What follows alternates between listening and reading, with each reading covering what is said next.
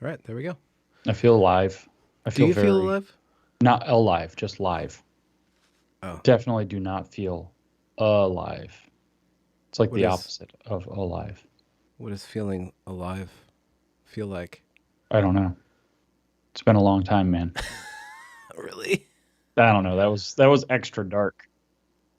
Well, it sounds like you're in a dark space. So if we move from the darkness to the lightness and then back to the darkness, then we have our tonic. We have our episode.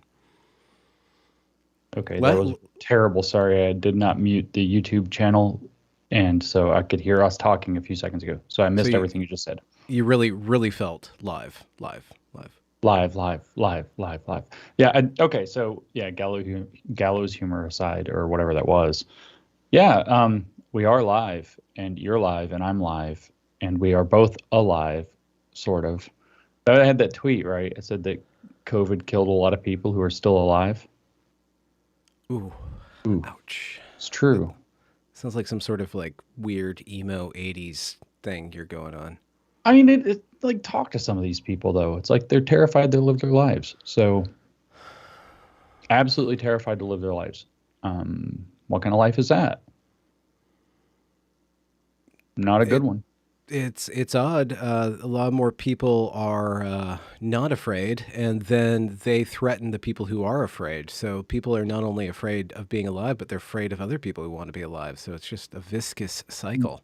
Yeah, right. We're now afraid of children being alive. Of course, we all saw the I saw that. not at all corrupt FDA just gave the thumbs up to 5 to 11-year-olds, and then literally today they're already like, we need it for 2 to 4-year-olds. And at some point, I mean, this is where I tweeted the other day where it just struck me out of the blue. Like, this is why Alex Jones is so pissed off. And it's not because people think he's crazy and don't listen to him. It's like he legit thinks that these people might be mass murderers and there's nothing anybody can do to stop it. And he's just watching it happen. And it's like, it hit me like, because I don't know if you ever watch Alex. A little You're on bit. the spot now. He's hilarious. It's a little. It's totally hilarious. It's just a little He, intense. it's very intense, but it's like, I couldn't ever figure out. I thought it was just a shtick this whole time, like how mad he gets. Like he looks like he's gonna pop an artery sometimes, and I think it's real. I'm pretty sure it's all real, and I kind of get why he's so mad. Hmm. Yeah, injecting 2 to 4-year-olds with untested mRNA technology, and then when they just did the 5 to 11-year-olds, what did they say? They were like, "Yeah, we'll never know how safe it is until we start sticking kids with it." And it's like, okie dokie, we're in that phase of whatever this bullshit is. Um, It's a lot to handle. It's really heavy, man. So how do you find your footing without? How do you know You're that you're not asking on the overreacting? wrong day, Benjamin. Well, this is the thing. We want to get into the darkness, the Yeah, void that's of the thing. Lindsay. Let's Yeah. peer deep The into it. I want it to darkness peer is into your me. friend. Peer into me. Darkness of Lindsay. Yeah. Well, no, that's the thing. How do I find my footing usually? It's really this kind of weird thing. I've contemplated for a little while. I've realized that what keeps me going is knowing they want me to quit, which is not that good because if we ever win, I don't really have anything that keeps me going at that point.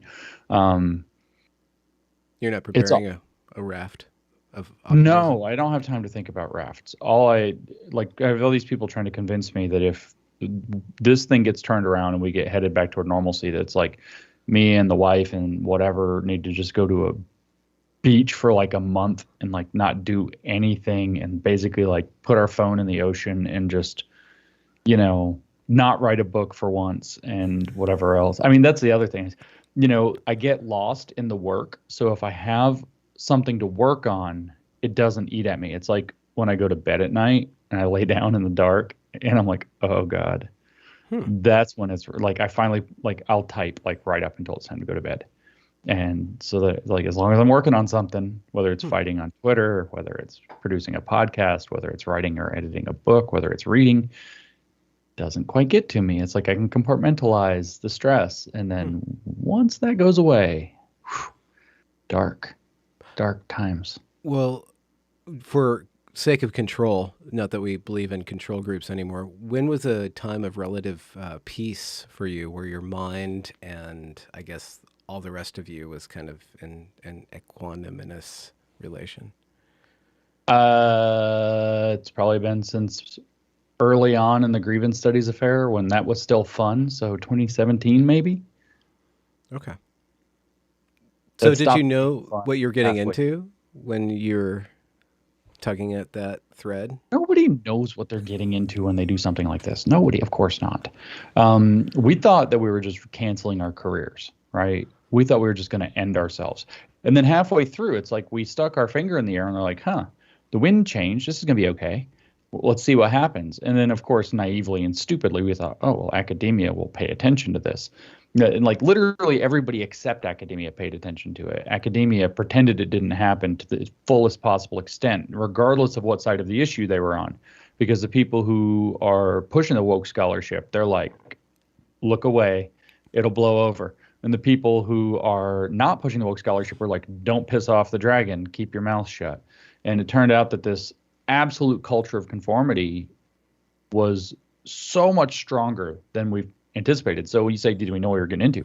If you don't know that the culture of conformity is that bad, I mean, of course, Evergreen had happened, but so we're aware that there are pockets of what's going on. The kids screamed bloody murder at Christakis, but IVs are IVs. Even with all the respect that we used to have, or I used to have for Harvard, Yale, Stanford, Princeton, et cetera, Duke, you name them, whatever. I used to have tons of respect for these places, and then still it was like, it's a country club full of spoiled brats. Like it wasn't a big surprise that they flipped out on their professor. It was just kind of the content of what they were flipping out about, which was Halloween costumes, and because everybody made the mistake of not dressing up as me for Halloween, which is what they should have done.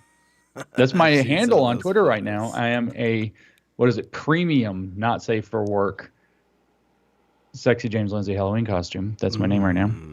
Something like that. But anyway, the point is, no, we didn't realize that it was that bad. Like Pete was afraid that the university was that bad working at Portland fucking State, Yeah. which is,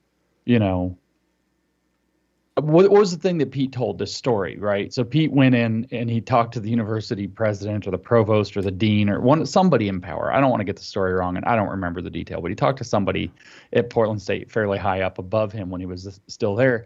And he went in and he showed him this thing and it was like, do you know that the FIRE, what is it? Foundation for Individual Rights and Education, FIRE.org or thefire.org or whatever it is, right? FIRE is Greg Lukianoff's thing. The legal advocacy group that's basically our de facto ACLU now. So he goes in and says, look, Portland State just got ranked in the bottom 10 for free speech, or the top 10 worst for free speech, or something like that. And the official, because I don't remember which official it was, came back to him and said, well, because it was basically like, that's like an alt-right list and you want to be named an enemy. They didn't say alt-right, but they said there are a lot of lists you actually think it sounds like you don't want to be on, but you actually do want to be on. Like that's a great sign. And we're talking about FIRE is who we're not. It wasn't like Breitbart or which isn't even excusable still, or Fox News or what. It wasn't even one of those. It wasn't like Charles Koch came out and was like worst school ever. One of their boogeymen. It was straight up a nonpartisan, but if anything, slightly left-leaning free speech organization, individual rights organization, to protect colleges, students in particular. And they were like, yeah, we want to be on the terrible at free speech list. We want to be that inclusive or whatever in the world. So, So to tease out a thread, you had respect for these institutions, even though you could contextualize some of the stupidity that would manifest within them. That respect was lost once you guys tested them. And the loss of having a respect, some sort of pillar in the community that's preserving knowledge, did that destabilize you where you kind of had to rush in? No, you've actually got it all wrong. Okay. We thought that the project, as we always refer to the Grievance Studies Affair, and this is all I ever say is the project, like it's this one singular thing that defines my entire life. Dog sex, James Lindsay. That's all you need to know. And so, that's how I introduce you. We came out of this thing thinking that, like, no, the university is still this good thing that can be saved from this like parasitic thing that's stuck on the side of it. Did not lose respect for the university system, at higher ed, research, et cetera, at all by virtue of doing this project. Maybe some of the gatekeepers that we could have found, if we could have figured out if we'd looked into the history and said who was setting up these departments, who was rubber stamping this stuff early on, maybe I could have been disappointed with specific people. But as an institution, no, academia was still the shining city on my hill. That didn't disillusion me. Watching what they've done subsequently, and especially since George Floyd died, is what killed me on academia. I mean, Helen and I even wrote an article, a principled statement in defense of the university, trying to defend this. Pete was already like gone angry, like, nope, there's no saving them, defund the universities. And we're like, no, that's ridiculous. That goes way too far, all this crap. And now it's like, burn them, not literally. Burn down their endowments, tax the shit out of them, close them down. Every college of education, shut it down. Like, I'm all the way black-pilled on academia now.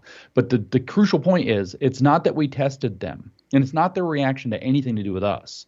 It's the way they've behaved as a universal institution with the Ivies like at the tip of that spear, especially over the last year and a half, which is preposterous. The way they've come out with regard to the pandemic was part of it, but what they did with this racial justice horseshit and diversity, equity, inclusion nonsense, every fucking university, every single one of them, diversity, equity, and inclusion. Mm-hmm. Are you kidding me? And then the Ivies are like, we're so proud of ourselves for coming up with this garbage because they've been doing it for decades. So no. And then so Harvard publishing clown college things made me believe that Harvard's just a clown college, and Yale publishing clown college things. So I didn't black pill myself on the universities. The universities let me the fuck down. Yeah. Okay. Yeah. But it sounds like it looks like what you do with regards to new discourses and a lot of your non-Twitter literature is to kind of fill the gap, or you are engaged in a project. It sounds like you're kind of doing it on your own, more or less, with your own projects to try to write this. And so you're totally, is it fair to ask if you are totally employed at trying to do some sort of pushback or trying to lay the groundwork for something that other people can help you with? Yeah. Lay the groundwork. I stumbled, I suppose, through all of this, and due to the fact that I do my own homework in a weird way, which leads me not to fall into the traps of thinking the way that other people have thought. I try to develop contrary to what you would be advised.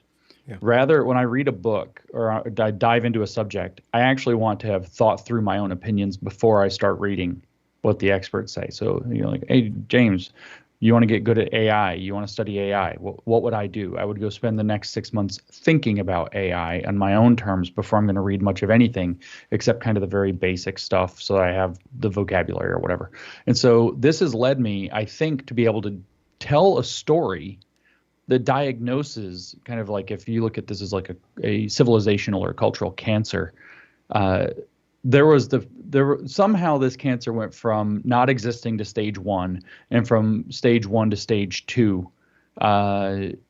It's not really that hard to see how it metastasized since then.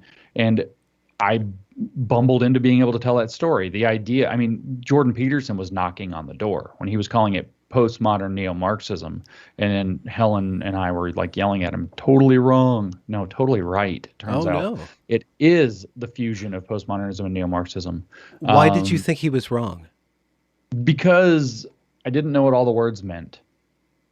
Okay. Within these documents. And that's why I think 90% of the people who spend their time telling people on the internet that they're wrong, genuinely, a lot of times are just, they don't know what the words mean. They don't actually know what they're reading.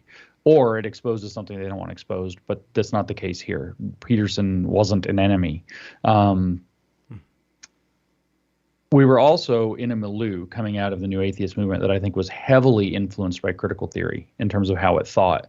And so that gave us a gigantic blind spot in terms of the neo-Marxist aspect. I had also read Stephen Hicks's admirable book explaining postmodernism, and he kind of he doesn't give a lot of attention to the neo-Marxists. In fact, he kind of goes, through Rousseau, Kant and Rousseau and all of the, that old deep philosophy, the counter-enlightenment track that he's trying to draw. Then he gets into Marx and the collectivism being kind of key to this counter-enlightenment thing. And he gets into, eventually he says, well, the Marxists became postmodernist in order to keep doing their thing. That's the end of explaining postmodernism.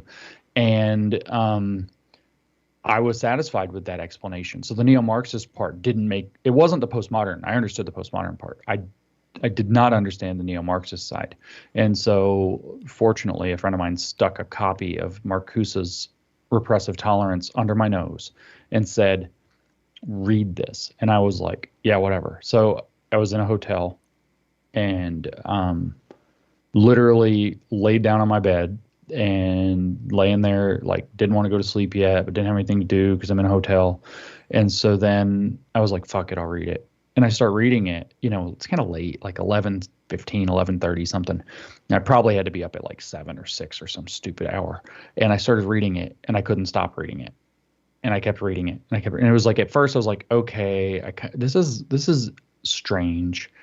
And then by the end, I'm like, oh my God, this is what's happening in our world right now. Repressive tolerance is the description of our world written down as a goal in 1965 by this guy. So then it was like, shit, I have to read everything this guy has written and find out what's going on. And so then everybody's heard me talk about Marcuse for obscene amounts of time. So then all of a sudden I was like, ah, damn it.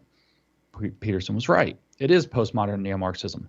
The correct term, the academic term, which I had already agreed on, what somebody asked me very early on when we were doing cynical theories, what's applied postmodernism? What is the real, because we made that up. What is the real name for it?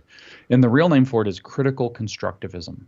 Ooh. And it took me embarrassingly long to figure out that critical constructivism was the fusion of social constructivism in the postmodern sense and critical theory in the neo-Marxist sense. In other words, postmodern neo-Marxism.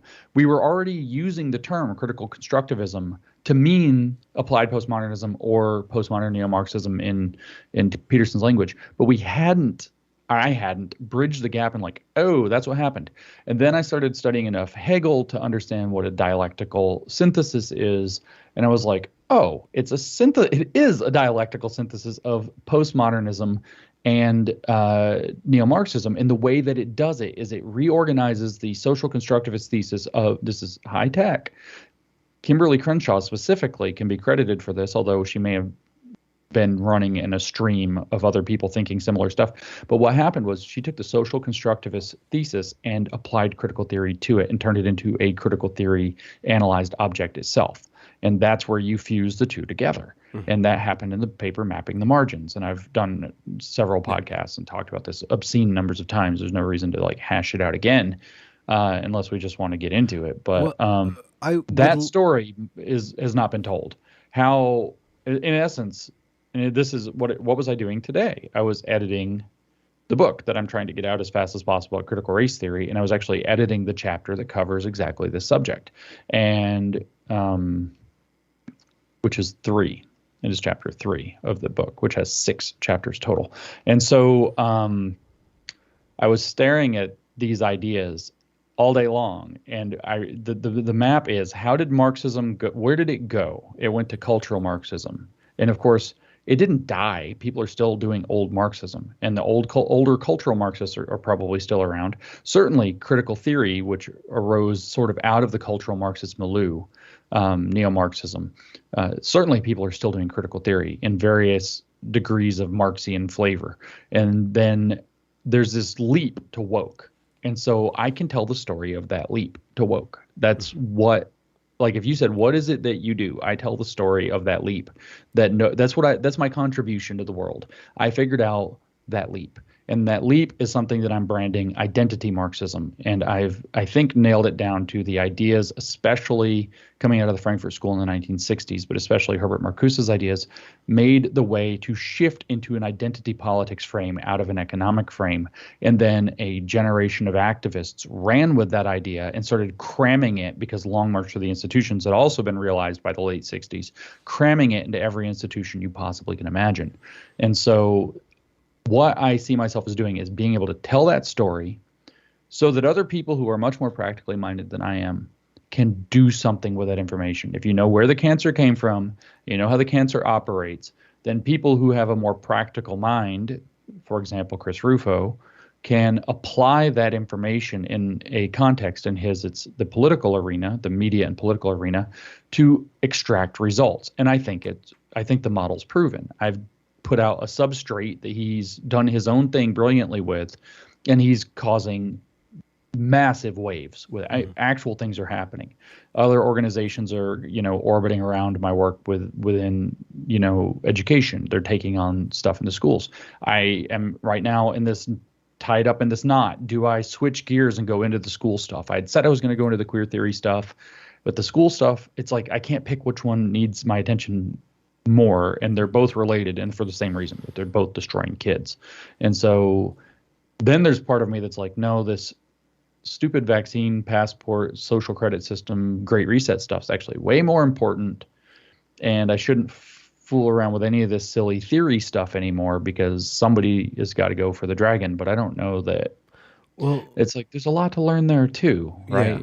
And you said that I'm behind the eight ball a little bit on that. They're more practical-minded folks. So if you were just considering of the Great Reset stuff, wouldn't you have to lay the groundwork and then pass the ball off to somebody else to kind of run the game? Yeah. And actually, one of my more recent episodes on the New Discourses podcast, I think I actually do lay that first brick of that road, or the first bit of groundwork, which is that I identify sustainability, which is the buzzword of the century, right? And it's the heart of the Great Reset stuff. We have to Great Reset into a sustainable new economic model. For everything has to be sustainable climate, sustainable socially, sustainable equity or something. I don't know, sustainable governance models.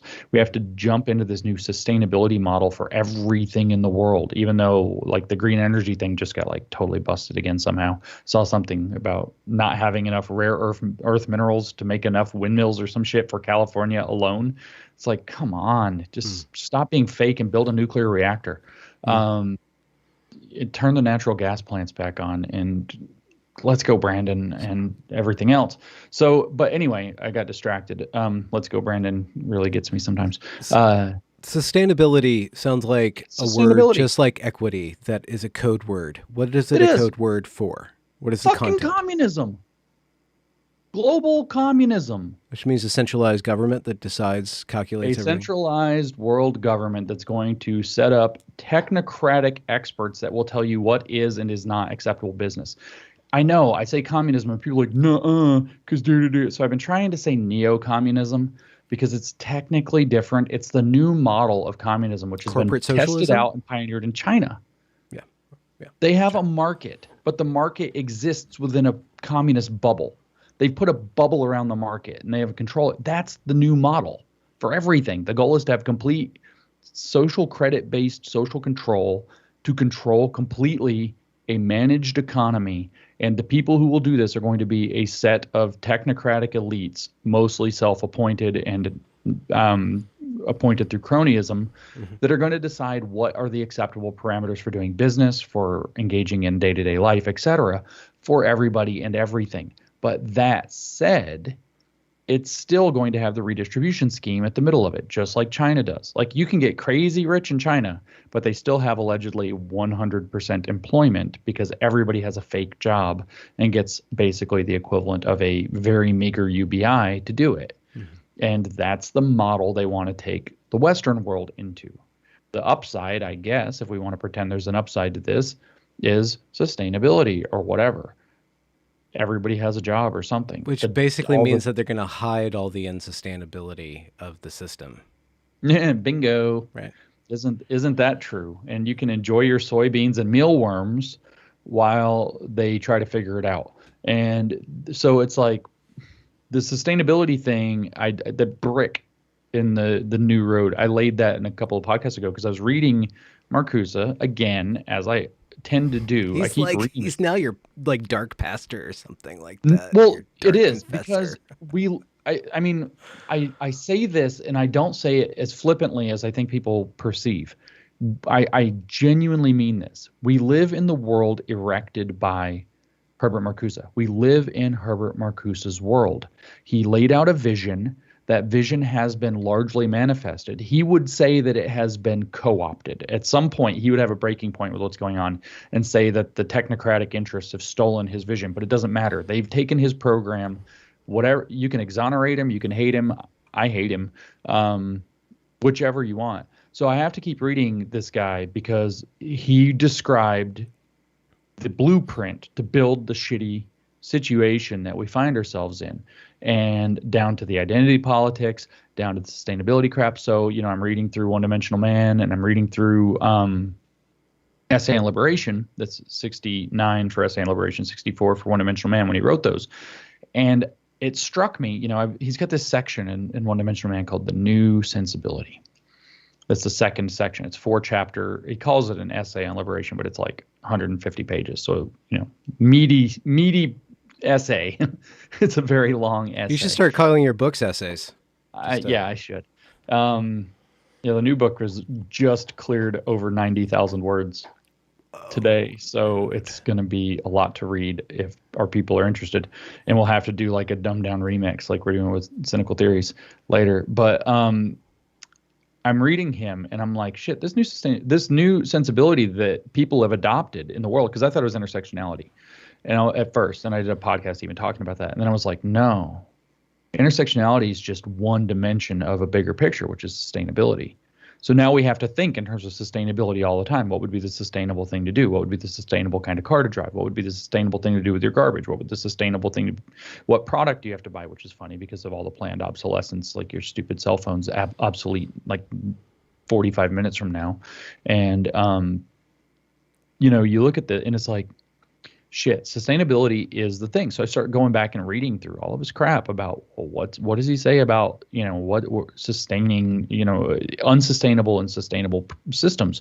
And it's like I'm reading through both of those essays and I'm like, oh shit, this is what's going on. Repressive tolerance is the means by which we get to his new liberated utopia. He's talking about a new high-tech world that provides for everybody's needs so that nobody has to be working, and we can be liberated from unnecessary jobs and toil, and we can reject the entire artifice of this repressive society that forces us to work to make products that people don't actually need. And that's the cycle of capitalism. We can talk about that specifically if you want to understand his view, that it's going to destroy everything. And then I'm reading a One-Dimensional Man, and he's like, of course, building a liberated future will require a reduction in the future population. And I highlight, he wrote that in 1964 when we had 3.9 billion people on the planet. And he's like, I'm like, oh my God, this kind of Malthusian view that, not necessarily that there has to be some kind of genocide of people.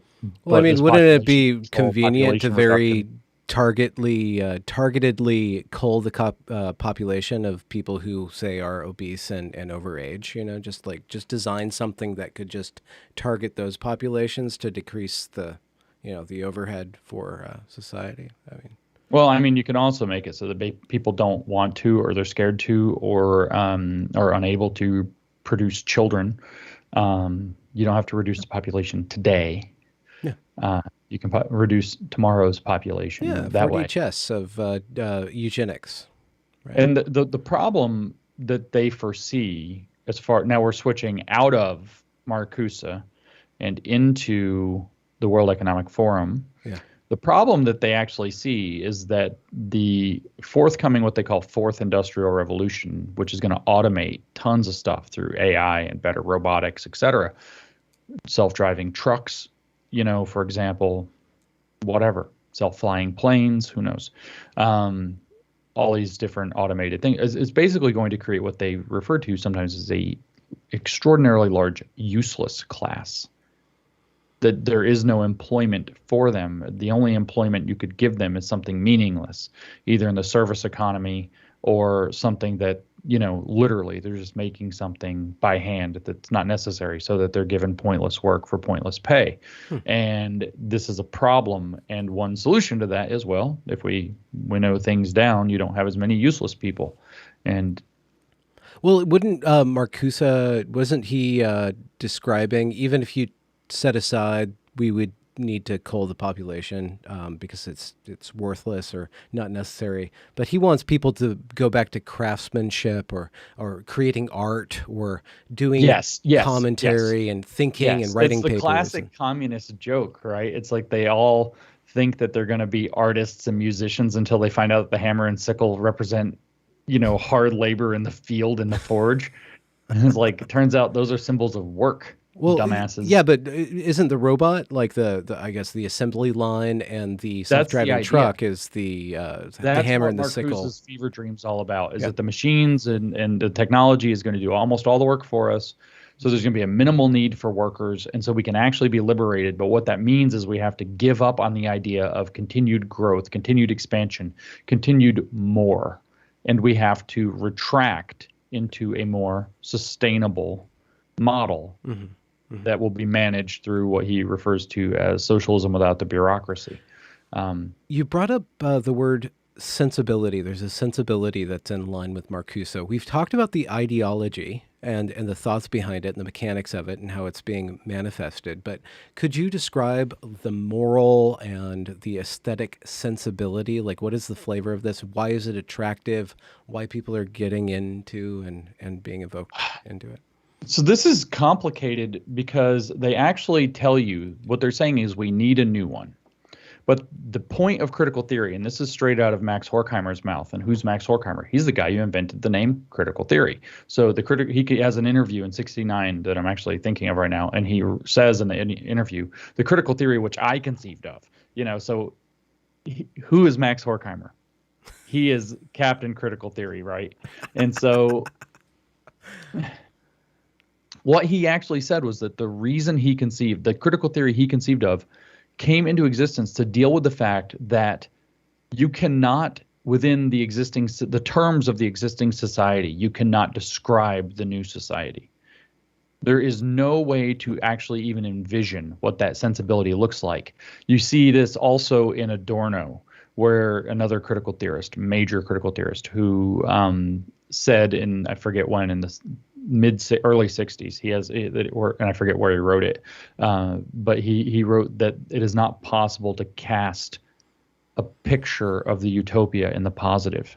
It's all we can do, and this is what Horkheimer said word for word, this is what Marcuse said basically word for word, this is what Adorno said, all we can do is criticize the existing society. So it's literally a not place. Utopia is a no place. Correct. Yeah. And if you read like Henry Giroux, the critical pedagogist, he has this huge exposition, I should say, on Utopia. And he says what it represents is possibility. The idea of utopia isn't something that it's something that can be imagined in principle, but not in practice, because you can't cast a positive picture of the utopia. Okay. And so literally nowhere, and these are the things that Marcuse says, what's the point of his writing? He even says to consider certain historical possibilities that have come to be regarded as utopian possibilities, by which he means communism of some new rethought out form, because the Soviet style didn't work. And when he was writing, he thought Mao probably did have it right. He was very giving high praise to. Maybe China will actually do it then. Maybe China's got the goods. Well, yeah, we'll see what happens. Been to China a few times. You don't come home from China thinking this is the situation I want to live with. I've spent 14 weeks in China of my life, and you don't come home from China thinking I want to live there. Mm-hmm. I don't mind to go to there, but I don't really want to live there. And so anyway. Where in the world were we going with this? The sensibility. What's the sensibility? What's the aesthetic of this? Why is this? So, well, it's the anti. So what he talks about is, there's the real art, which is subversive, and then there is the everything that serves the dominant interest is false art or fake art. So the sensibility, in Marcuse's own words, he says it takes clownish forms that annoy the establishment. He literally says it's fucking clown world. Oh, okay. Well, he doesn't say the word clown world. He says it takes clownish forms. He says that both in the Essay on Liberation, 69, and he says it in Counter-Revolution and Revolt in 72. He literally says that it's subversive clownery that is a direct his word for it was a great refusal of the existing order. And so anything that gets outside of the existing order is the aesthetic. Anything that subverts, anything that inverts, anything that perverts is the aesthetic. And we see that playing out. So the sensibility, he believes, of course, that what's going to happen, and this is what he says, negative thinking by its very nature will become positive, or by virtue of it is positive, because it will unleash the liberated society that exists contained within the present society. So what his vision is that we already have utopia, right? Or the seed of utopia.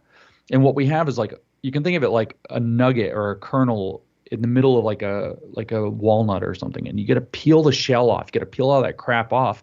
And then that contained utopia can blossom and grow. And so he literally thinks that if we provide this negative aesthetic long enough, that, or as Adorno called it, a negative dialectic gets applied, where we don't try to find a synthesis for ideas anymore, which Derrida called deconstruction. We don't try to find a synthesis. We leave things at their particulars. We just break them apart and then try to pull away the negative aspects of the society. Then that thing will grow, and through lots of imagining, and they literally say that, through a lot of imagining, we'll figure out what it is as we get there.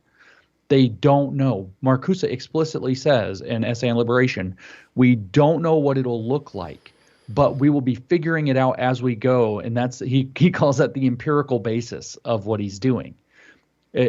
So what is the aesthetic? The aesthetic of the movement is subversion, inversion, and perversion. The aesthetic of the utopia remains unknown. It's the best part of our society when all of the oppression and unfairness and injustice is peeled away, then blossoming into something. Communism doesn't know how. So that's the aesthetic. The sensibility is the moral equivalent of that. It's a set of values that go along with that. Okay. And so again, they don't know what it's going to look like, except that he says a necessary precondition underneath, but nowhere, he says it's necessary but not nearly sufficient, is a complete redistribution of means of production, goods, services, value.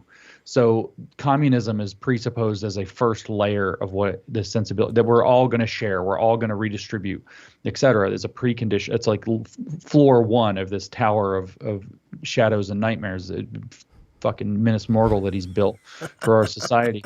And the beautiful tower of the moon, corrupted by the nameless, sleepless things that live inside that have been ensnared by the one ring. Imagine that metaphor. And so, right, the ring of power. Yeah. Well, I mean, that gets to the economic forum, that gets to the UN. For some reason, the powers that be, or power itself, has adopted or co-opted the aesthetic and the morality in order to make its way, in order to consolidate power. So somehow there is something, there is actual invested or vested stakeholder interests that are either using this cynically to get their way, or are just assembling into the inevitability of Marcuse's dream. Yes. So I think some of both of those things are happening at once. I mean, this creates fanatics. People who get steeped enough into this philosophy. If you took 100 people and you taught them this, I don't know what the percentage would be, but I bet you it'd be somewhere between 3 and 6% of the people become fanatics for it. Which is enough, yeah. Yeah, and you don't need that many. And then when surrounded by, because of the so-called renormalization process, when you're stuck dealing with fanatics, a lot of times you'll get fellow travelers or water carriers coming along with. And so some of both of those things are happening. The reason is because it's like Marcuse's formula is like perfect societal acid with just enough like LSD acid vision for the future that, people might get behind it and think, wow, yeah, we really, they'll see the problems. And this was the essence of me discovering sustainability being a key idea here. They'll see the problems like where Marcuse says, well, if we satisfy the basic needs, then people will have their basic needs met, and then they'll have discretionary income above their basic needs. So then they'll want other stuff. So maybe it's like they're not just going to watch have a nice house. They're going to have a TV set to watch the ball game. So now they need a TV, and they can't just watch the ball game. They need a nice chair or with a beer or a little cooler or whatever. And so new false needs, he says, are generated by the satisfaction of true needs at the base level, and that this is an inherently unsustainable process. Every need you meet for people will lead them to decide they need something more. And into deciding that they need something more, which is a false need, they obviously didn't need it. They were getting by without it before that. There's going to be an industry that comes into existence that satisfies that false need. And then so you have this tower of never being able to satisfy all the needs. And his claim is basically that the entirety of advanced capitalism is a huge artificial thing that I don't know if it's 1%, if it's 90%, I don't know what percentage of it could be cut away completely because it's only servicing false needs of man, wasting energy and keeping people trapped in the idea that this is the way, this is the good life. But at the end of it, he sees the calamity, whether it's descent into fascism, whether it's this milling out for hundreds of years and people staying unaware of their servitude. He mentions that, whether it's the nuclear calamity, we set off a nuclear war, whether it's that this whole thing just collapses in on itself by destroying the earth. He mentions, the destruction of the environment and so on as well. And so he's got that kind of cataclysmic thought baked into this picture. Like this unsustainable process is going to run amok. It's going to run wild. We're going to cross some, line in the sand, and all of a sudden we're going to have catastrophic collapse, mass extinction, destruction, war, whatever it happens to be. And all of this could be avoided if we would just slow down and be socialists. Yeah.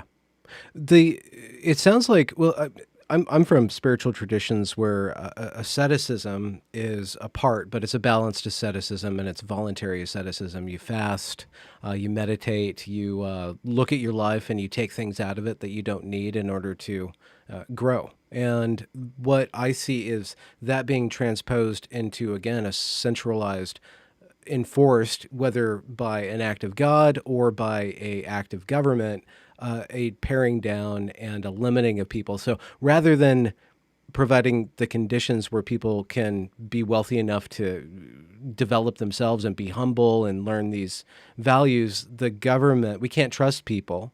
We can't trust people. We can never educate people.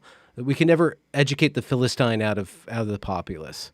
But we can create the conditions or expect the conditions to happen where they will be wiped out, either through gulags or through a calamity or something like that. But it seems like there's the seeds of very basic Christian or Judeo-Christian values of being responsible, of being humble, of living within your means, of not being opulent. But it's taken to a maniacal degree where it seems like he wants to enforce, or this ideology wants to enforce that on people. I mean, that's it. That's exactly it. It's odd because the people who take this up, at least on the level of the Twitter, are a bunch of champagne socialists wearing like eat the rich dresses to galas and stuff like that. So it's like the most opulent class is dressing themselves in this very, false humility or something. That's always been the way that it is. Communism has always been a rich man's game. Well, and so is capitalism, right? Has it not? No. No, because capitalism at its kind of very basic, barest bones is that you have an inalienable right to your property, including the ability to liquidate your property, turn it into a pile of money, and then risk that in the market to turn it into a bigger pile of money, which you can then convert into more solid forms of capital if you so choose, however you want. So it's very basic premise. So kind of like the story of The Rock, Okay. And he's like, I had Dwayne Johnson, is that his name? And he's like, I had like $2.60 in my pocket, and I was a skinny, reedy guy, and I said I'm going to do something. And he like did something with his $2.60 and turned it into more money, and then now he's like a multi-bajillionaire, super famous, crazy buff guy, and that's like the first thing you think. And it's like it is actually possible for, I'll come back to socialism, communism in a second, but it's actually possible for the poor man to become rich in a capitalist system. And rich can be at any level of richness in principle. Mm-hmm. in principle. It's Just not in expand on that. practice. Are you saying that somebody can be middle class and feel rich compared to where they were 10 years ago? Is that what you're saying? In principle, No, richness? No. I'm actually saying that that person could be middle class and be net worth $100,000 and make a series of decisions and put in the work Okay. to be worth $100 million and 2 to 5 years later. Yeah. It's not impossible. Okay. So in principle, people can actually have social and upward mobility. And most importantly, and this is the big difference, the poor can play in the capitalist game. The poor cannot play in the socialist game. It is a rich man's game. It's not a game that the rich man has an advantage in. It is a game that only the rich man can play. Only the rich man can be a communist, because communism doesn't build anything. All it does is spend down existing capital, whether it's social capital, whether it's material capital. Why? Because its ambition is not to produce. Its ambition is to distribute and redistribute. It has no ambition to produce. It has no plan, has no strategy, it has no mechanism for producing. That's why you see in Cuba, why they drive cars that are literally, they're not just, they don't look like, it's not like they haven't updated the model. They are literally cars managed by mechanics from the 1950s. That's why in the Soviet Union, it's famous that they had three designs of hat. You could have any hat you wanted as long as it was one of those three, you know.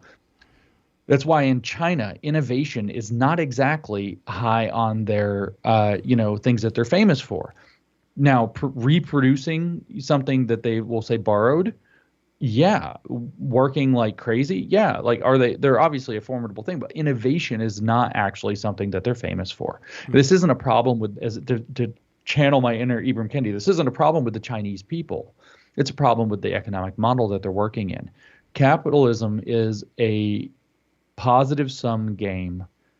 Communism is a negative sum game by definition. The entire linguistic inversion around communism, because it's a redistribution scheme of existing capital, has no productive. It's only redistributing. It's only a service economy. It has nothing else to it. And so the linguistic manipulation of communism is to take a negative sum game and paint it up as a positive sum game, and then to take the positive sum game that is capitalism, because of the law of comparative advantage at the end of the day, to take that positive sum game and make it look evil so that nobody will want to participate in it. Mm-hmm. And so only somebody who's got extraordinary comfort can screw around with this kind of stuff. This is the problem the neo-Marxists were complaining about. They said, oh, well, we have a middle class here, and advanced capitalism has created a middle class. The workers, in Horkheimer's own words, are not immiserated like Marx said they would be. In fact, they're allowed to build a better life. Fucking working class schlubs being allowed to have a life. And Marcuse is like, yeah, the working class has become stabilized. It's even a conservative and counter-revolutionary force now. What are we going to do? He's like, I know, find the blacks, make them mad. That's literally his argument boiled down into like lay speak. Yeah, yeah. It's odd because, well, again, there's just so many different weird kind of contradictions. You were talking about capitalism as the potential to gain wealth and to move up, and also the risk of moving down with what you have, what you own. Yeah, so and you can also sit still. Potential. You have inalienable property rights is what it is. So there's potential within capitalism, but there's just mere possibility within communism, because we were talking about this land of possibility, infinite possibility that's not constrained by any sort of risk, I guess, and therefore no gain, because it's all in the head. It's all this imaginary flubbering about a new world. It's odd that it's still mimicking the potentials that are locked or at least checked and multiplied within capitalism. And then you have uber capitalists, or people who inherited money. I don't know where all these rich people come from that want to institute communism, but it seems like they came from the bounty of capitalism. Why would they want to then destroy the system that gave them the wealth, unless it is to just blockade themselves away from? Well, I mean, it depends on their motivation. Yeah. Like, people who believe fundamentally that they're going to be in the elect of communism, in the party, like, those people are going to be rich off their balls, right? And I'm just going to say this real quick. Gator is a capitalist. Oh, he's in as here. We see. Yeah, Gator is here. He is a capitalist. He is a capitalist. That's what it is. I knew there had to be a word play in there. Gator is punny. He's a punny man. Dr. Roller Gator. He's a doctor. Yeah. Shit. Well, Dr. Relegator Cold-blooded completely lost my swamp train of thought. creature. Well, we're just talking He about. is a swamp creature. Everglades. The Everglades of Pennsylvania or something. I don't know. Did you guys swap some mead or moonshine yet? Have you guys? No, I didn't. No, Colin has sent me some of his honey shine and some of the rum that he makes. I don't know if you knew that. Colin Wright. Yeah. Swipe right. Yeah, We should have him on and have you yeah. two. Well, Have you guys spoken yet? He makes his own booze and it's good. Do you make legit. your own booze? No, I don't make my own booze. Okay. I You're have into made yogurt right now, right? You're well, you I don't guys have, make- no, not so much. I'm not really making anything except books right now. Okay. And podcasts. No, I did do yogurt for a while. I used to roast my own coffee, lots of kind of thing. I made wine and beer, and I made mead, and I've made mead in like all the different ways where mead is more like a beer or mead is more like a wine. I have not gone into home distilling. I was into cocktails that I make with things that have already been distilled. And then I went to this restaurant in July, and just out of some weird quirk, it had the calories. I've never seen calories listed on the drink menu. And I was like, holy shit, that's why I'm fat. It's like that and the fried 370 calories of sugar per drink. And I'm having like 3 of those. It's like at midnight, it's like, well, that's that. So I stopped drinking cocktails almost entirely. And no, entirely. I haven't had one in a long time. And no, that's false. I had one when I was in DC last week, and I 3 of them, in fact, and I felt really bad the next day because that sugar. And so, anyway, point aside, I lost a lot of weight. You're doing good then? Did you? Yeah, I mean, you trimmed it down. Yeah. I didn't just lose weight because I stopped drinking cocktails, though. I also body by anorexia. I'm not advocating for body dysmorphia, but I actually don't eat very much now. I eat it's almost like a contest, like how much is the smallest amount that I need to eat. And it's shocking how little I actually have to eat to feel sated once you start like breaking out of the cycle. But all right, we're way off whatever track we were on. I wanted to go way back before we got on just this go track. in any direction. Yeah. We can drop the whole communist being a rich man's game, etc. We can drop it. It's true. Just deal with it. By fiat. Because I'm curious about why atheism or new atheism would adopt critical theory. Was it because it was good to? It was good at destroying Christianity. It was just the good acid. It's good acid. It in fact, and this is something that because of my involvement within the atheist movement and having thought, long and deeply, I hope about issues of relevance to that I think I can shed some light on. The liberal process, and so the neo-reaction people also have a point here. The liberal process is one that is ultimately deconstructive. It is the one that's prying in and asking questions. It's ultimately critical, but not. I wouldn't capitalize the C. It's what are the assumptions that we aren't questioning? What if everybody can speak and everybody has freedom of their expression and of their conscience, you're going to run into this kind of things. And so the liberal system is inherently questioning, but you can take that to a different extreme, which is what in critical theory they've picked the end point of reason, which is, liberation or whatever. And everything has to be done in terms of the theory that's supposed to get you there. So that's not an open-ended inquiry now, it's a closed-ended inquiry, and their end is a crackpot scheme.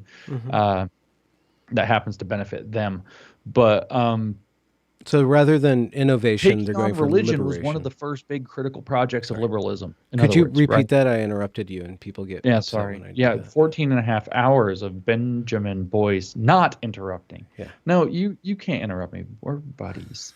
I know, but I just want people to hear what you're saying. I just draw the line or kind of make a dichotomy between the system or the ideology that produces innovation through curiosity versus the reasoning towards liberation that we've described through. Well, there's also a methodology beyond the reasoning toward liberation, but that's what the ethos was for a lot of the people involved in the atheism movement, was liberation from what I would say that we literally did have a Christian supremacy problem in the United States. And so, especially having grown up in the South as a Catholic and then an atheist, I was aware of this. I think that there really was one. And so a liberal critique would actually be something that is aiming to take down supremacy of any kind, including Christian supremacy, if that's a thing. That said, you can go further with this and you can start tearing at the thing itself. You want to be liberated from the religious architecture completely. And I think that the line between those things is so blurry, and it's going to vary so much from individual to individual. And then, frankly, when we say methodology, you can actually boil down in meme format. What is critical theory's methodology? Hot takes. That's what it is. The meme form of critical theory is hot takes. That's its methodology, is hot takes. That's why comedy, good stand-up, like what Dave Chappelle just did, tears down presumption. It tears down pretense. It tears down pretentiousness because it's a critical thing, right? But you can take this way too far. And the critical mode was part and parcel there. And then the hot takes, like I said, you have a bunch of people. Some of them are going to be more critical. Some of them are going to be more lowercase c, traditionally, liberally, rational, critical, and looking at the question of religion and whatever. Hot takes go viral. Hot takes make people feel good. Hot takes hit you and you're like, I'm on the good side. I'm on the good team. This is why rich people would want to become communists, by the way, because it's like hot take city and they don't suffer the consequences because they're rich of any of the damage they're doing. Yeah. And so it's hot takes, hot takes, hot takes. And so what happened was that stuff goes viral. So everybody in the movement's having a good time, and it's just getting more and more and more and more steeped in that. Now, also add in, there is a left-right valence to an atheism movement standing up against traditional conservative Christianity. Obviously, it's going to skew left. It's going to involve a lot of also very disaffected people. In fact, it was a lot of disaffected women and gays were very upset with the way that they were treated in a broadly Christian milieu. And in fact, under a Christian hegemony, which is its own question. Should we have a Christian hegemony, or a broadly speaking Christian hegemony in this country? Well, it depends on how it gets played out. And so you can see where that anger would come up, and where that critique could very easily turn into the kind of nasty, moralizing critiques that then evolved into the thing called Atheism Plus, which was literally, to remind you, atheism plus social justice as a, humanistic framework. Now, right here, I have one of Robin DiAngelo's books. That's my prop for the day. Is everyone really what? Is everyone really equal? And I can actually show you what, if I can find the page real quick, because I wasn't intending to do this. Yeah. Finding Nemo. So she's talking literally, right? So I'll just read to you. Everybody get your nightcap and your physical nightcap for your bedtime story. Efforts among scholars to understand how society works this is on page 5, weren't limited to the Frankfurt School. French philosophers, notably Jacques Derrida, Michel Foucault, Pierre Bourdieu, and Jacques Lacan, were also grappling with similar questions. This broader European development of critical theory is sometimes called the Continental School or Continental Philosophy. This work merges in the North American context of the 1960s with anti-war feminist gay rights, Black power, indigenous peoples, and other emerging social justice movements. Mm-hmm. These movements initially advocated for a type of liberal humanism, individualism, freedom, and peace, but quickly turned to a rejection of liberal humanism. The ideal of individual autonomy that underlies liberal humanism, the idea that people are free to make independent, rational decisions that determine their own fate, was viewed as a mechanism for keeping the marginalized in their place by obscuring larger structural systems of inequality. In other words, it fooled people into believing that they had more freedom and choice than societal structures actually allow. And so what you hear there is, you can see when you get a bunch of malcontents together and they have a vision for how they've been done wrong, that it can start off in a very liberal humanist, what the hell did they call themselves in the atheism, liberal humanists, can start off in a very liberal humanist vein and very rapidly decide this isn't good enough. We need to be more radical. We need to be more critical. And you would have already had, because of that left-right balance, a significant population of people who had been informed by critical theory or by the modes of thought of critical theory present. And that will actually go back to a question that got asked in the chat a little bit ago. They said, are these elites really reading Marcuse? Well, yes, some of them actually are. But that doesn't matter. Most of the little dweebs in the New Atheism movement did not read Herbert Marcuse. They have no idea. But what happened was they have read or been in, in the kind of, On it. well, so what I want to do is I want to kind of, so there's two huge components. One of which is that I seem to be allergic to cognitive dissonance in a profound way. That's very important. We'll come back to that. So remind me. Yeah. But I want to kind of see what I want to see what I think about something to the best degree that I can before I start reading what other people say about it. And so if it's some new subject, if I were teaching a seminar on how to think like James thinks, maybe it's this book that I just held up, Is Everyone Really Equal? I might read the introduction to the book and then put it down and then go think about it. Where's this book going to go? What's the point? What's it trying to convey? Where does it fit into, what I already understand of what I'm dealing with? And then after I develop some thoughts, which, by the way, I do not talk about yet. I don't talk out of my ass. I don't do that. Okay. Then I'll go back and read through and see where the argument goes. So it's a kind of a different way. In other words, I don't read something until I feel like I have to read it. If I can get the gist of it. So with a lot of the critical theory, I began by reading, even Wikipedia, but primarily like the Stanford Encyclopedia of Philosophy entry, but that's not a light read, by the way. To get like, what's the big picture of this stuff? Okay, read a quick synopsis or handful of synopses on, say, Marcuse's work or Horkheimer and his life or whatever, and I get a picture of this and try to get a feel for what it's about. And then I kind of put myself in this position. If I thought this way, what would I think? Then I'll go read their argument and see what they did with it. And what it helps me do is to already have a basis from which I can see either where I'm making a mistake in understanding what they intended, or where I can challenge their argument, or I can just kind of go along with it and say, okay, this is where I thought it was going. Okay, now I understand, and I understand why it's going this way. And so I end up with this kind of model advantageous position, is what I wanted to say, where I'm interacting with the material, not just having it shoveled into my friggin' head.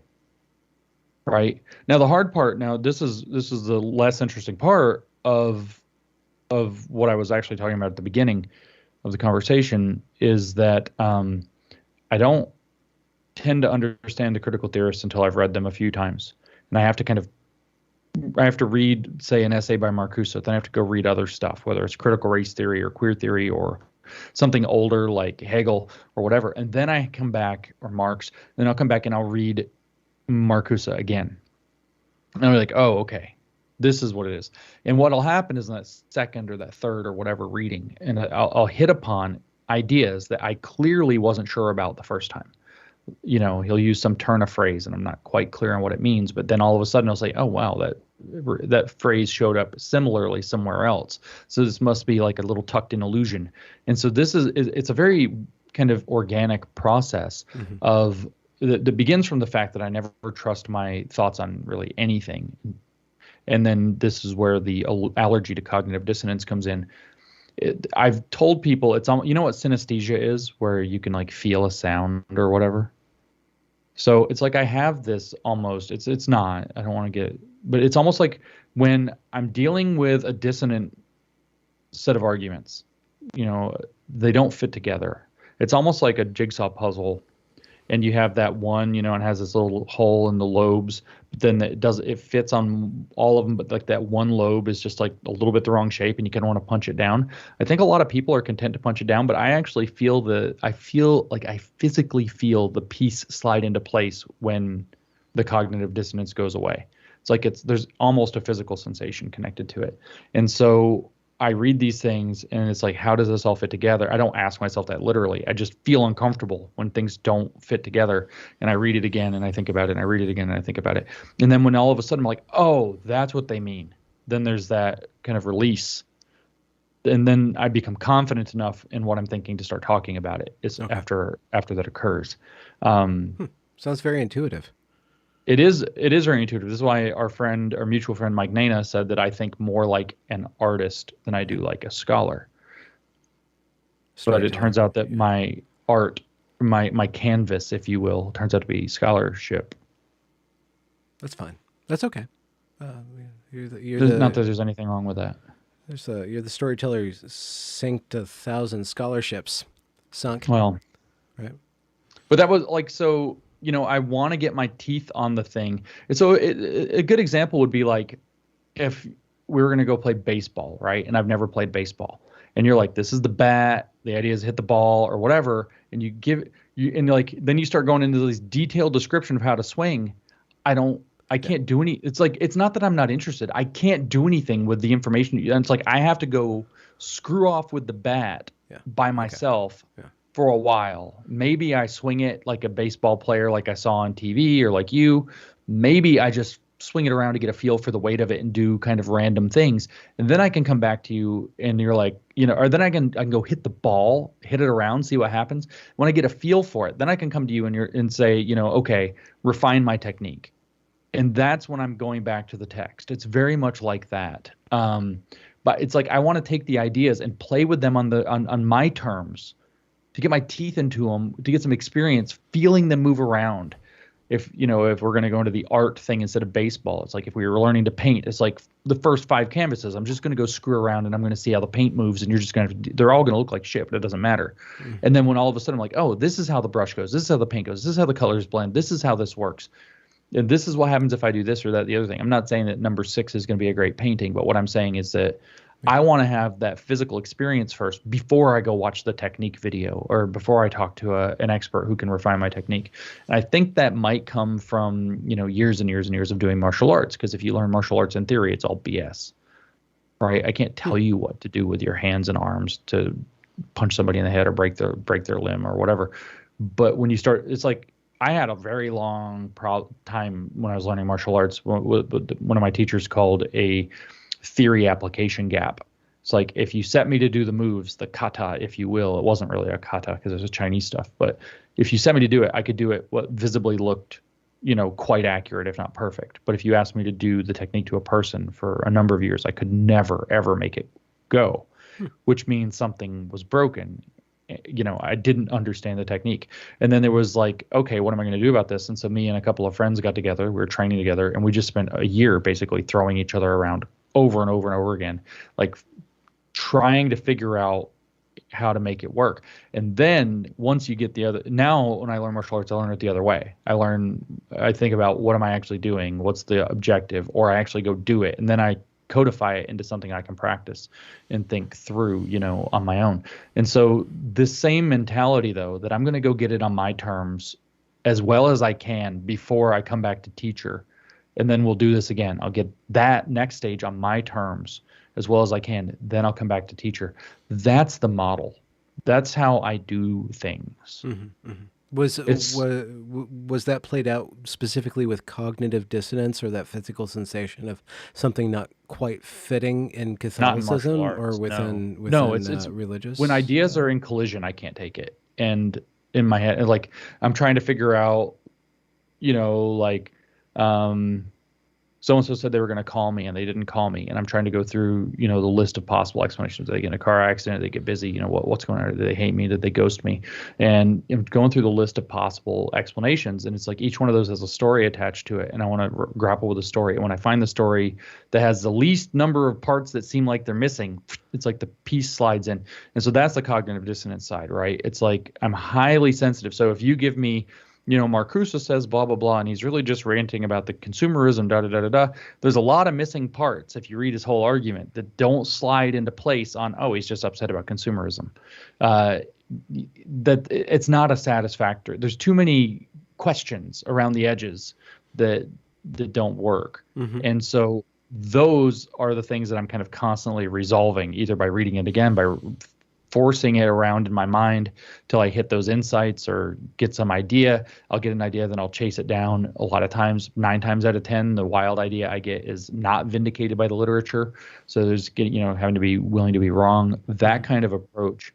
But the cognitive dissonance sensitivity is, if there are, oh, I got it, but there's some unanswered question, I actually mentally can't like relax with that information. Yeah. Is it possible that you could get into a position of biting off more than your brain can chew? Let's just say theoretically that the No, my World brain can chew Economic, all things. oh yeah, I know, but I'm like just if you're kidding. in with the World Economic Forum and the Great Reset, if you get into a place where there are too many unresolved questions, could it be the case that you could be manipulated by the people who are withholding information to keep you in a constant agitated state so that you're just spinning your wheels trying to Oh figure yeah, out that's something. totally possible. And how do Um, you save well, yourself from?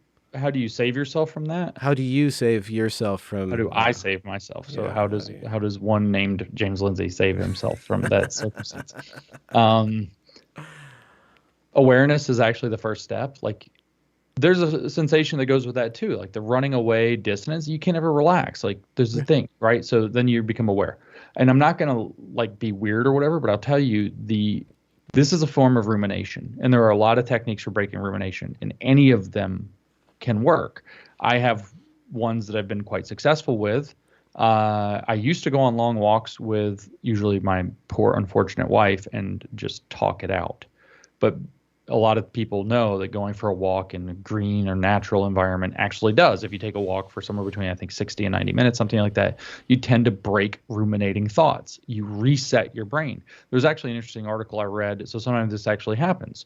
I'll go into public or I'll jump on a call like this or whatever, because in the social interactions that you have with people force you to break out of your woe is me rumination for a minute to perform the social ritual of kindness and friendliness and being on or whatever it is, And not exhausting, interrupting people. not interrupting people. And that breaks rumination. Meditating, if you go long enough, or there's a very kind of meditative but physically extraordinarily demanding practice I do in the martial art that are also, it's called circle turning practice. Those things also those are extremely effective for breaking rumination for me. So like, let's say that I have that sensation, I will usually say, well, time to start meditating again. And what'll happen if I sit down and I'm in that state, I know what's going on as soon as, because I've meditated a lot for years. What will happen immediately is that I just feel like I have to get out of this seated position. I have to go grab my phone or get on the computer. I have to look the next thing up. I have to go read. I have to, just one thing after another pops in. And it took me a long time to learn this, but what I finally figured out was that if I set a timer and like, you know what, 30 minutes, it usually faster than 30 minutes, some amount of time that's longer than I want to do this. And your brain will actually lie on you and tell you what it has to be. If you force yourself past there, you do eventually hit a breaking point and your brain relaxes. And doing that for a little while, like when you realize you're in that problem, your brain relaxes, you can literally be able to step back from it and think about it in a different light. It's not going to be like one meditation session or one circle turning session or one walk in the woods or whatever. But if you do that kind of if you realize you're in danger, you should change your behavior to get out of danger. That's a mental danger. That's certainly a possibility. And one of the things that you can actually, and I think that what you were kind of, if I'm not mistaken, alluding toward is that it'd be very easy to get sucked into conspiracy theories, along those lines. It's always, that's why I'm so glad that it's still my track record is most of the time when I get a wild idea and I check the literature, my idea is not vindicated still. But to do something to break that pattern and then to reassess from a point of clearer mind is the way to out of that for me. And like I said, what'll happen, like when I do the circle turning exercise, because it's very hard, very physically demanding, is I'll say, okay, I'm going to turn for 15 minutes or whatever, turn a circle for 15 minutes. And then I'll get Could you to just like describe what you're doing with your body for the people at home, such as in a me? minute, Okay. in a second. Yeah. I'll talk as long about circle turning as you want. And so, I'll get to 5 minutes and I'll start bargaining with myself. Now 10's okay. 10's good. 10's actually good. We haven't done this much lately. We're, really, I can check my phone in 10 minutes and 10 will be good. And if I force myself to go to 15 or even to 20, when that happens, when you're bargaining with yourself to do less time instead of more, you haven't broken your rumination yet. And so there are little like tricks you can learn over time. So what is circle turning practice? Circle turning practice is the complicated art of walking in a circle very well. while holding a martially relevant posture, or if you're doing the kind of softer health stuff, medically, as they say, relevant posture, um, which could just be your arms at your sides if you need to do that kind of thing. But we have, the various animal shapes, because it's Chinese martial art, that we take on, and they all hurt like hell. And some of them hurt like more hell than others.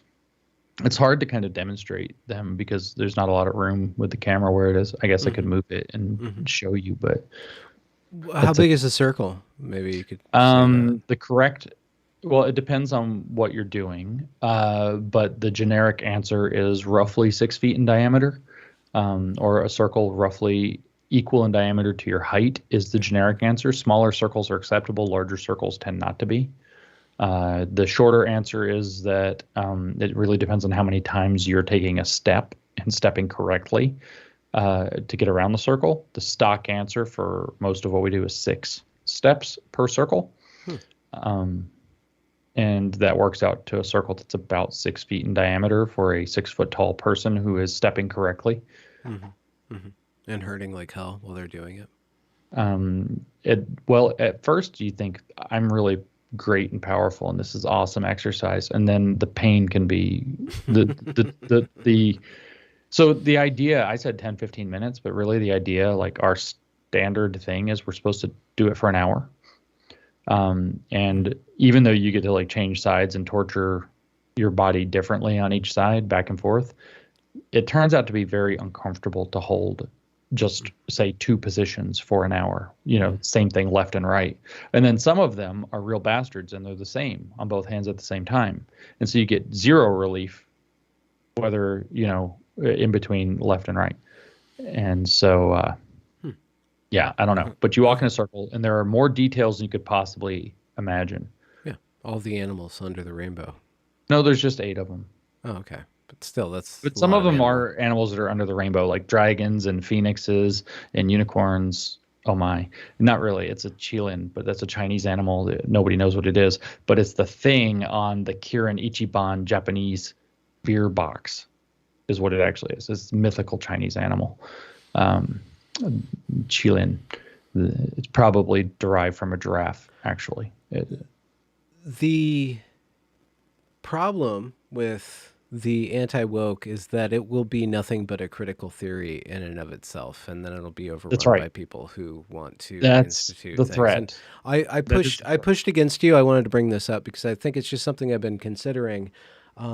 And there's a lot of value in thinking of what we call the woke, blah, blah, blah, as a cult, as a religion, as a philosophy. You do great work in that. There's also some amount of value in drawing parallels between certain documented DSM classified mental illnesses like narcissistic personality disorder, psychopathy, borderline personality disorders. And you can actually see those things happening within environments that embrace so-called wokeness. However, at the same time, if we go around and start as the anti-woke or somebody who's trying to combat that, and we start to assign mental health labels to the people who are adopting this or to the ideology itself, it seems like there's a very fine line between calling it a cult in a culture that says religious tolerance is okay and calling it a mental illness in a culture who tends to medicalize or institutionalize the insane. So it seems like there's an end to the fruitfulness of the metaphor of mental illness to describe the woke, even if it's accurate to a certain degree, because of the consequences of doing that would be to institutionalize people. Correct. So I actually can see the same concern. I don't think that I think that the woke ideology is itself psychopathic. I actually mean that. The ideology. And I think that there's a circular kind of a revolving door between the ideologists and the ideology itself. So it attracts, as a selection bias, to attract people because, it helps resolve those disorders, or people who have those disorders gain advantage, and borderline comes to mind immediately. People who have that kind of a dark triad abusive thing are going to be drawn to something they can use to abuse people. Yeah.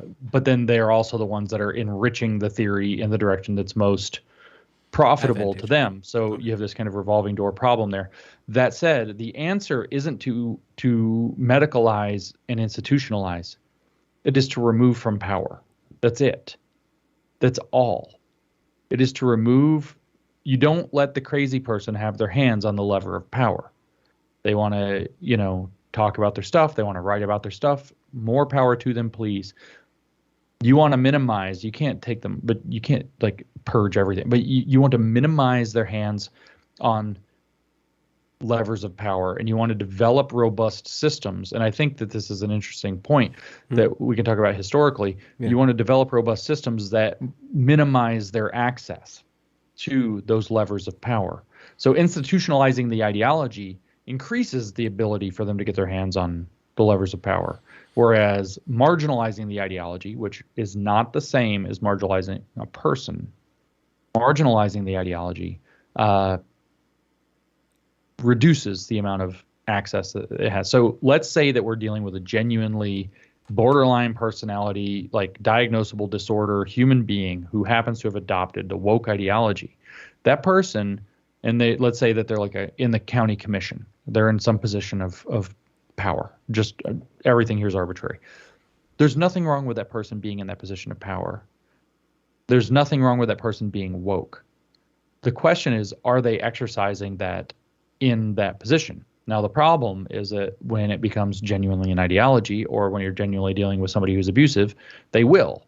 In fact, I would say that the woke borderline cannot control themselves except to apply wokeness in everything that they get a hold of, to turn it into an apparatus to make more woke. That's the commandment of their faith. So what you end up doing, so for example, your county commissioner or your school teacher or whatever can be as woke as they want on their time. But if they bring it into the office, if they bring it into their classroom or whatever, whatever is in the public trust, that's the problem. That's getting the shepherd's hook and jerking them off the stage. This isn't, again, it's not marginalized. Their game, the identity politics game at that point is to say, you did this because of my racial identity. You did this because of my sexual identity. You did this because I'm a whatever person. Mental disorder. My mental, well, I mean, there's actually just a legitimate point to be made. You don't actually want psychopaths in command of a whole lot of stuff. You actually don't. So that's its own problem. But the thing is that most people, a very small percentage of the population is actually essentially mentally ill. But many people can be made functionally mentally ill if they've imbibed too much of an ideology that, say, any Puritan ideology, broadly speaking, or any that has the strong puritanical impulse to get away from filth, whether that's literal pollution or moral pollution, to the point where there's self-flagellation or, cancel culture or witch hunts or whatever else. Anywhere you get into that, like, I'm sorry, it doesn't matter why you have this problem. You don't get to be president. President witch hunt is out. Okay. And what you actually want is a system that's robust enough to keep those people minimally in power. And you want to, therefore, eschew ideologies that maximize their access to power or increase their access to power. So moving beyond anti-woke or critical theory, what are some positive, robust systems that historically have come to be, or that are already latent in our society but have fallen by the wayside? And how can people recognize those, and any given person that's listening to this start to reify the aspects of those things in their workplace or their school or wherever? I mean, so one of the things that helps along those lines is just the general ethos, and I don't want to get all extreme and Bitcoiny, but of decentralization.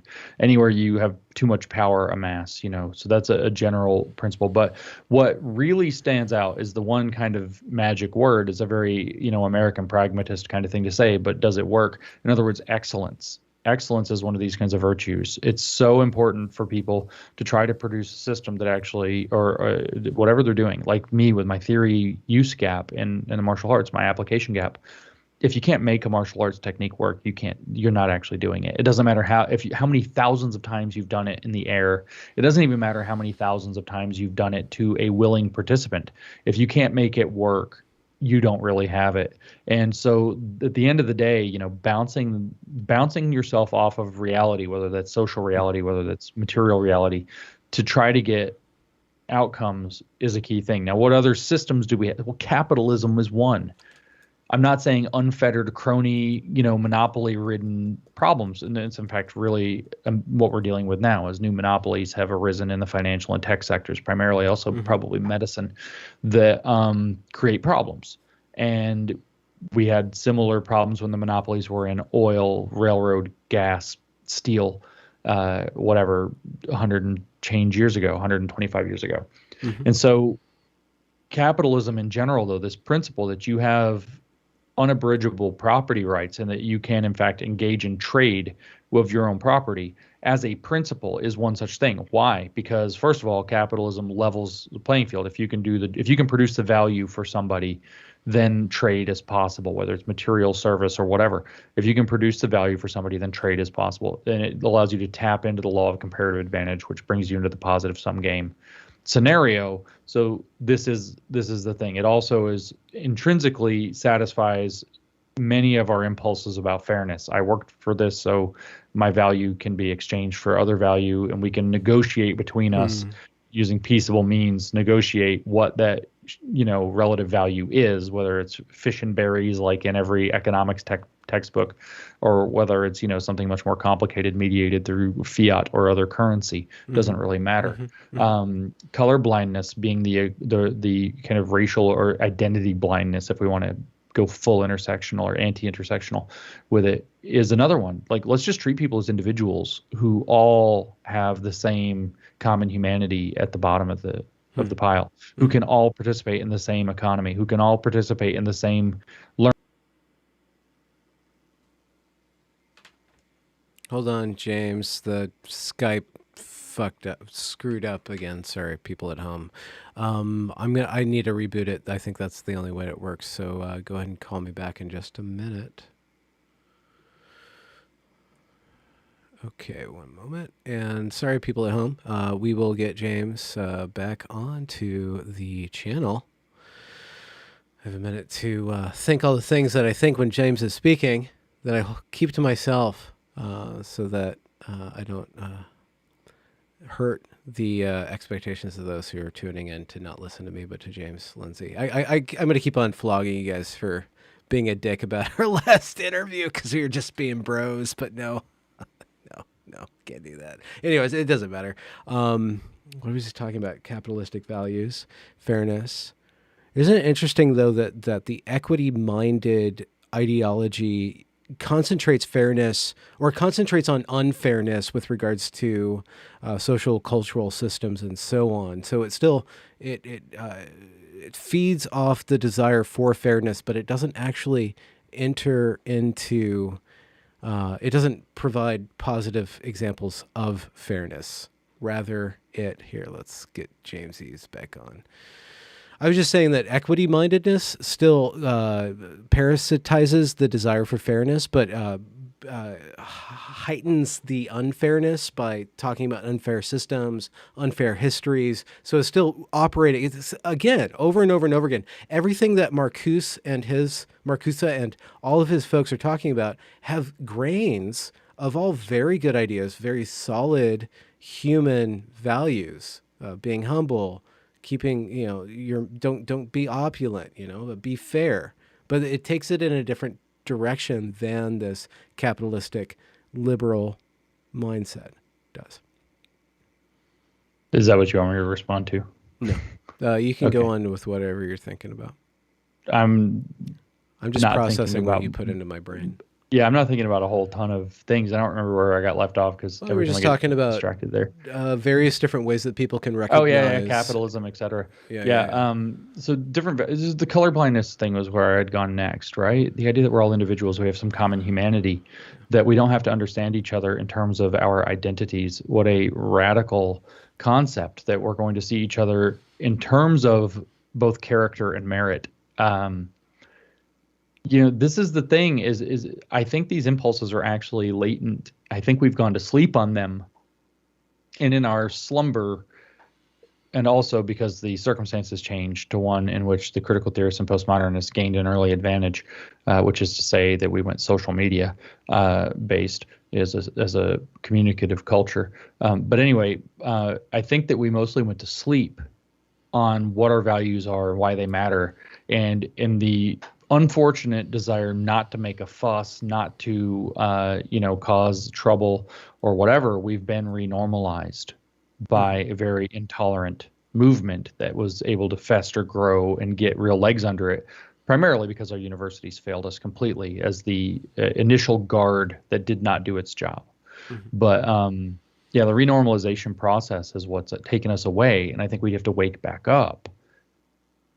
We have to realize that there were lines in the sand that should have been drawn and not crossed for good reasons, not because some arbitrary power dynamic, but because the system itself was worth preserving. The incremental and step-by-step progress approach was working out the problems that still remained, that we were not doing as badly off at solving many of the big problems that, say, critical race theory came into existence to solve. We weren't doing as badly as the critical race theorists thought we were. Also, we weren't doing, their claim, which boils down to, in many regards, at their root, an entitlement claim, might also not have been true. But what do you mean an entitlement claim? I mean, critical race theory blatantly grew out of the, not the whiteness side of it, but the pure legal theory grew out of the desire to figure out a way to renegotiate for affirmative action, to stay robust and to grow. That was openly what they said was their initial legal impetus, was to expand, maintain and expand affirmative action, which systemic was reparations then. Yeah. Yes. Indefinite. And so, that's just an incentive that, and their belief about it probably was wrong. I don't know whether it's the right answer or the wrong answer to have used it for some time, or even to still be using it in the present time. But the idea that it's necessary forever is on its face wrong. And the idea that it needs to expand over time rather than contract is also wrong. And so they were wrong about both of those things, and most of their theory is predicated on figuring out ways in the law to wheedle their way into keeping those things that they were wrong about. So, so the positive aspect of this, though, really is going to boil down to excellence and to recognizing, that sometimes you actually, the old saying, it was a republic if you can keep it, that you do have to figure out where are the lines. And first of all, we not all of us, but many of us need to agree that a republic is worth keeping. That republics are a good approach to governance, and that's worth keeping. And then we have to say, okay, well, if that's the system that we want, how do we draw lines around that? What are the things that we're going to consider intolerable? And there's lots and lots and lots and lots of deep thinking about these ideas that can inform us on this, none of which require us to engage with critical theory, but all of which can be sharpened by understanding what critical theory was picking at, and then saying, critical theory was picking at things, but not really trying to fix them. But if we understand where the picking was, then we understand where we can actually go in and improve. But it turns out that I think a lot of it is that people were unwilling to draw lines and they got sleepy. Oh, everything's comfortable. It's going to be the 90s forever, whatever. And we got sleepy and we got lazy, and we just forgot that, some slopes actually are slippery. Not all of them, though.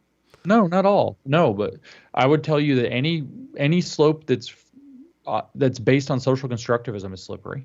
Every single one of them. And they has no limiting principle and no bottom. What's the counter to social constructivism? Biological nature. Physical reality. That something is not, in fact, just socially constructed. Okay. And so you want to say, for example, maybe race is socially constructed. Great. Let it slide all the way down if it is. But you have to have this point where you're going to say, wait a minute, there is actually, and I don't understand it because I'm not a nephrologist, but these kidney doctors have told me, no, it turns out that there are actually some differences and you're going to kill people if you ignore it. And woke, of course, are. And differences in what I along? don't know, the way it Okay, processes creatinine or yeah, some okay. bullshit. So I don't know, some kidney stuff. I'm not a nephrologist. I can't speak to it. I just know that I've been told by a nephrologist a few times that Hmm. there is actually, there are lines even there where there are biological differences. Whether those have any cognitive or psychological impact is its own question. Hmm. One that I'm not particularly interested in because I want a universal liberal ethic that treats That's everybody what as I an was saying. individual. You jumped against social constructivism to biological reality. Now you're saying Yes. biological Well, reality physical is not reality. enough. Or you still want a Well, no, metaphysic. You no, want a no, no, because metaphysic. No, you don't. I no. So for it, I brought up race because that one's harder. The easy one is sex, Yeah. Well, is it biological though? sex. Yes. No. Not everybody knows everything about that, James. There's like You don't X's and have to know Y's very and much X's and about it. X's and X's No, and did you Y's. want 95% of what you need to know is in kindergarten cop. Actually, it's probably more like It's 98 99. like 7%. It's Yeah. something like that. Yeah, yeah. Well, yeah, but that's sex, not gender. That's not how That's what you. I'm That's saying. not who And you're so attracted to, or how you move see, through so the this is where world I with your think, and I've body. I've I even had a rad femme send me a note recently. I was touched by this, and Oh, she said that touched I by a pissed. rad femme. Hold No, not on, we physically have to. touched. You got to I be know, but careful we with just that. have to say that out loud because that really happens. Yeah, Touched by a well, rad femme. no. So, well, I think she's an ex-rad femme is the problem now. I think I Oh, red pilled okay. her. And so she writes me this note, and she says that I said something a number of months ago that I basically blamed feminism for a whole bunch of this stuff. I And remember that. I still blame feminism for almost all of it. And this rankled the hell out of her. And being a rad femme, but she heard enough to where she started checking my sources and apparently couldn't really do much with my arguments, but was still very mad at me. And then I said something else that made her get so mad that she unfollowed or blocked me on Twitter, or so, I don't know, some drama. And then all of a sudden she had, like, just months later, spontaneously on her own, had a total red pill moment and was realized, like, holy shit, I was right. And so she actually owned up and sent me a note. It was great. I love it. There's the most meaningful note that I've received. Sorry, everybody else. In a little while, I received it, and I got this, and I'm just like, wow. She's like admitting she changed her mind and all. It's hard to do that. And she said it was something to do with the race. She was like, some of this is like actually racist. And she's like, started to question one thing, and then the whole thing started to unravel, and she couldn't get out of her head that I said the feminists were behind all of this crap. And so when you talk about the sex and gender thing, right?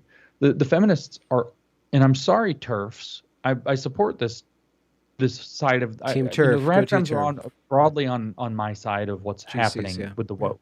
Yeah. But the fact of the matter is, gender is not completely socially constructed. And Yeah. if you want to try to argue that it is, which is basically the rad fem article of faith, if you want to argue that it is, you have no defense against sex being dragged into social constructivism. You have It's no all blank limiting slate. principle. Blank slate all the way All down. you're doing is leaving some status quo on the table by saying, nope, sex. And why? It's because you've gone too far with your social constructivism argument. Social constructivist argument runs up against reality really fast. And the fact of the matter is, and you can tell this by looking, and people get At the mad because it's Olympics, talk at about the running fast. look at the birds. Look at anything you want. They have like mating rituals. Every living species except apparently humans is supposed to have somehow ended up having psychological and behavioral differences, not just physical ones, but like body size or coloration or whatever with birds. But literally that the male bird has to do this elaborate dance or play this crazy song. The female bird has to like fly in a circle 3 times both ways. They have their whole little like instinctual thing that they do as like a mating thing. And you think that this isn't also happening with humans. And you're like, what? Mating? Yeah. What the fuck do you think gender is? Mm-hmm. It's a bunch of social cues that you're giving off so that you can fit in socially with people of your sex and attract or repel people of the opposite sex. Mm-hmm. It's exactly what it is. Mm-hmm. And if you think that that's not heavily influenced by what your biology is, you're out of your mind. The whole Well, point of you having one at all was so that you can get penises go in vaginas. I told okay. you it's not what the line is. Boys Yeah. have a penis, girls have a vagina. Yeah. 95% of what you need to know about all this was in kindergarten cop as a joke. against fuck your freedom, Arnold Schwarzenegger. But you still said that biological reality is more important than social constructivism. But then you threw in this like liberalism metaphysic, which isn't liberalism isn't based on biology. I see what you're saying. We need something more than just biology works and is real. Yes, I agree. I think we need this. Let's judge individuals by individuals directly, regardless of any group attributes.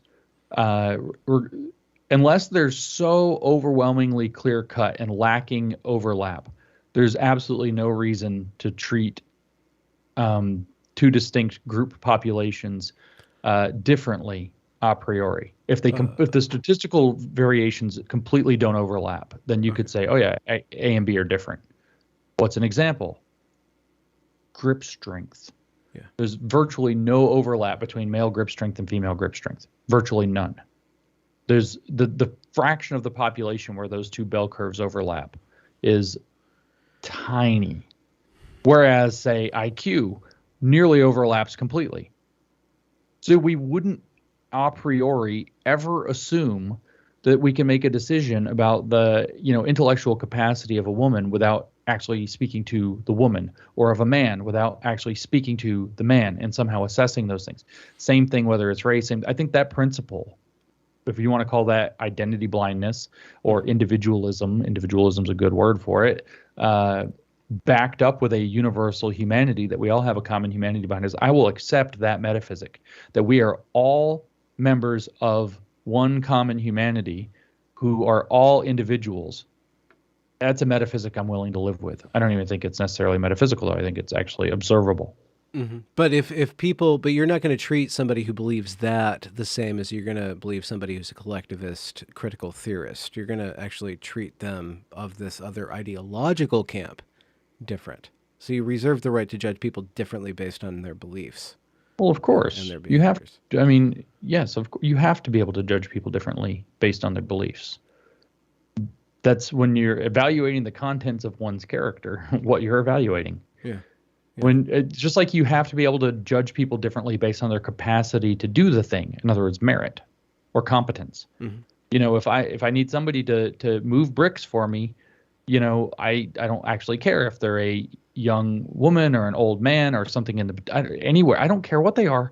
I want to know how many bricks they can move, how efficiently or whatever. Can they move? If it's some little scrawny boy, he can't carry bricks, I don't want to hire him. And I would, gladly hire virtually anybody who can carry bricks over that person, depending on what So competence also is a valuative judgment. But what I'm saying is the ethic is that we should do that at the basis of individuals, because where all of the relevant things come into question, with the possible exception of upper body strength between men and women, or other physical strength or whatever between men and women. Talk to Linda Blade about all the differences. There's almost never a justification for judging based on group averages. So let's just go right at the belly of the elephant in the room, which is, of course, IQ differences between races that nobody's allowed to talk about. You're never even allowed to mention the words. Yeah, okay? Like Charles Murray's on every blacklist in the history of blacklists. Yeah. My point is that I don't care if those exist. I don't care if Jewish people are on average smarter or Chinese people are on average somewhere between Caucasian people and Jewish people. And then down over here, we've got, whatever black people are less smart. I don't care what the data actually show. I see no reason a priori before talking to an individual to make any decision based on that. That statistic, if it's all true, tells me nothing. I have let's say I've run a firm and I need to hire super, super smart people, and all of what I just said is true. We're going to pretend it's true. I don't know if it's true. I'm not saying that it's true.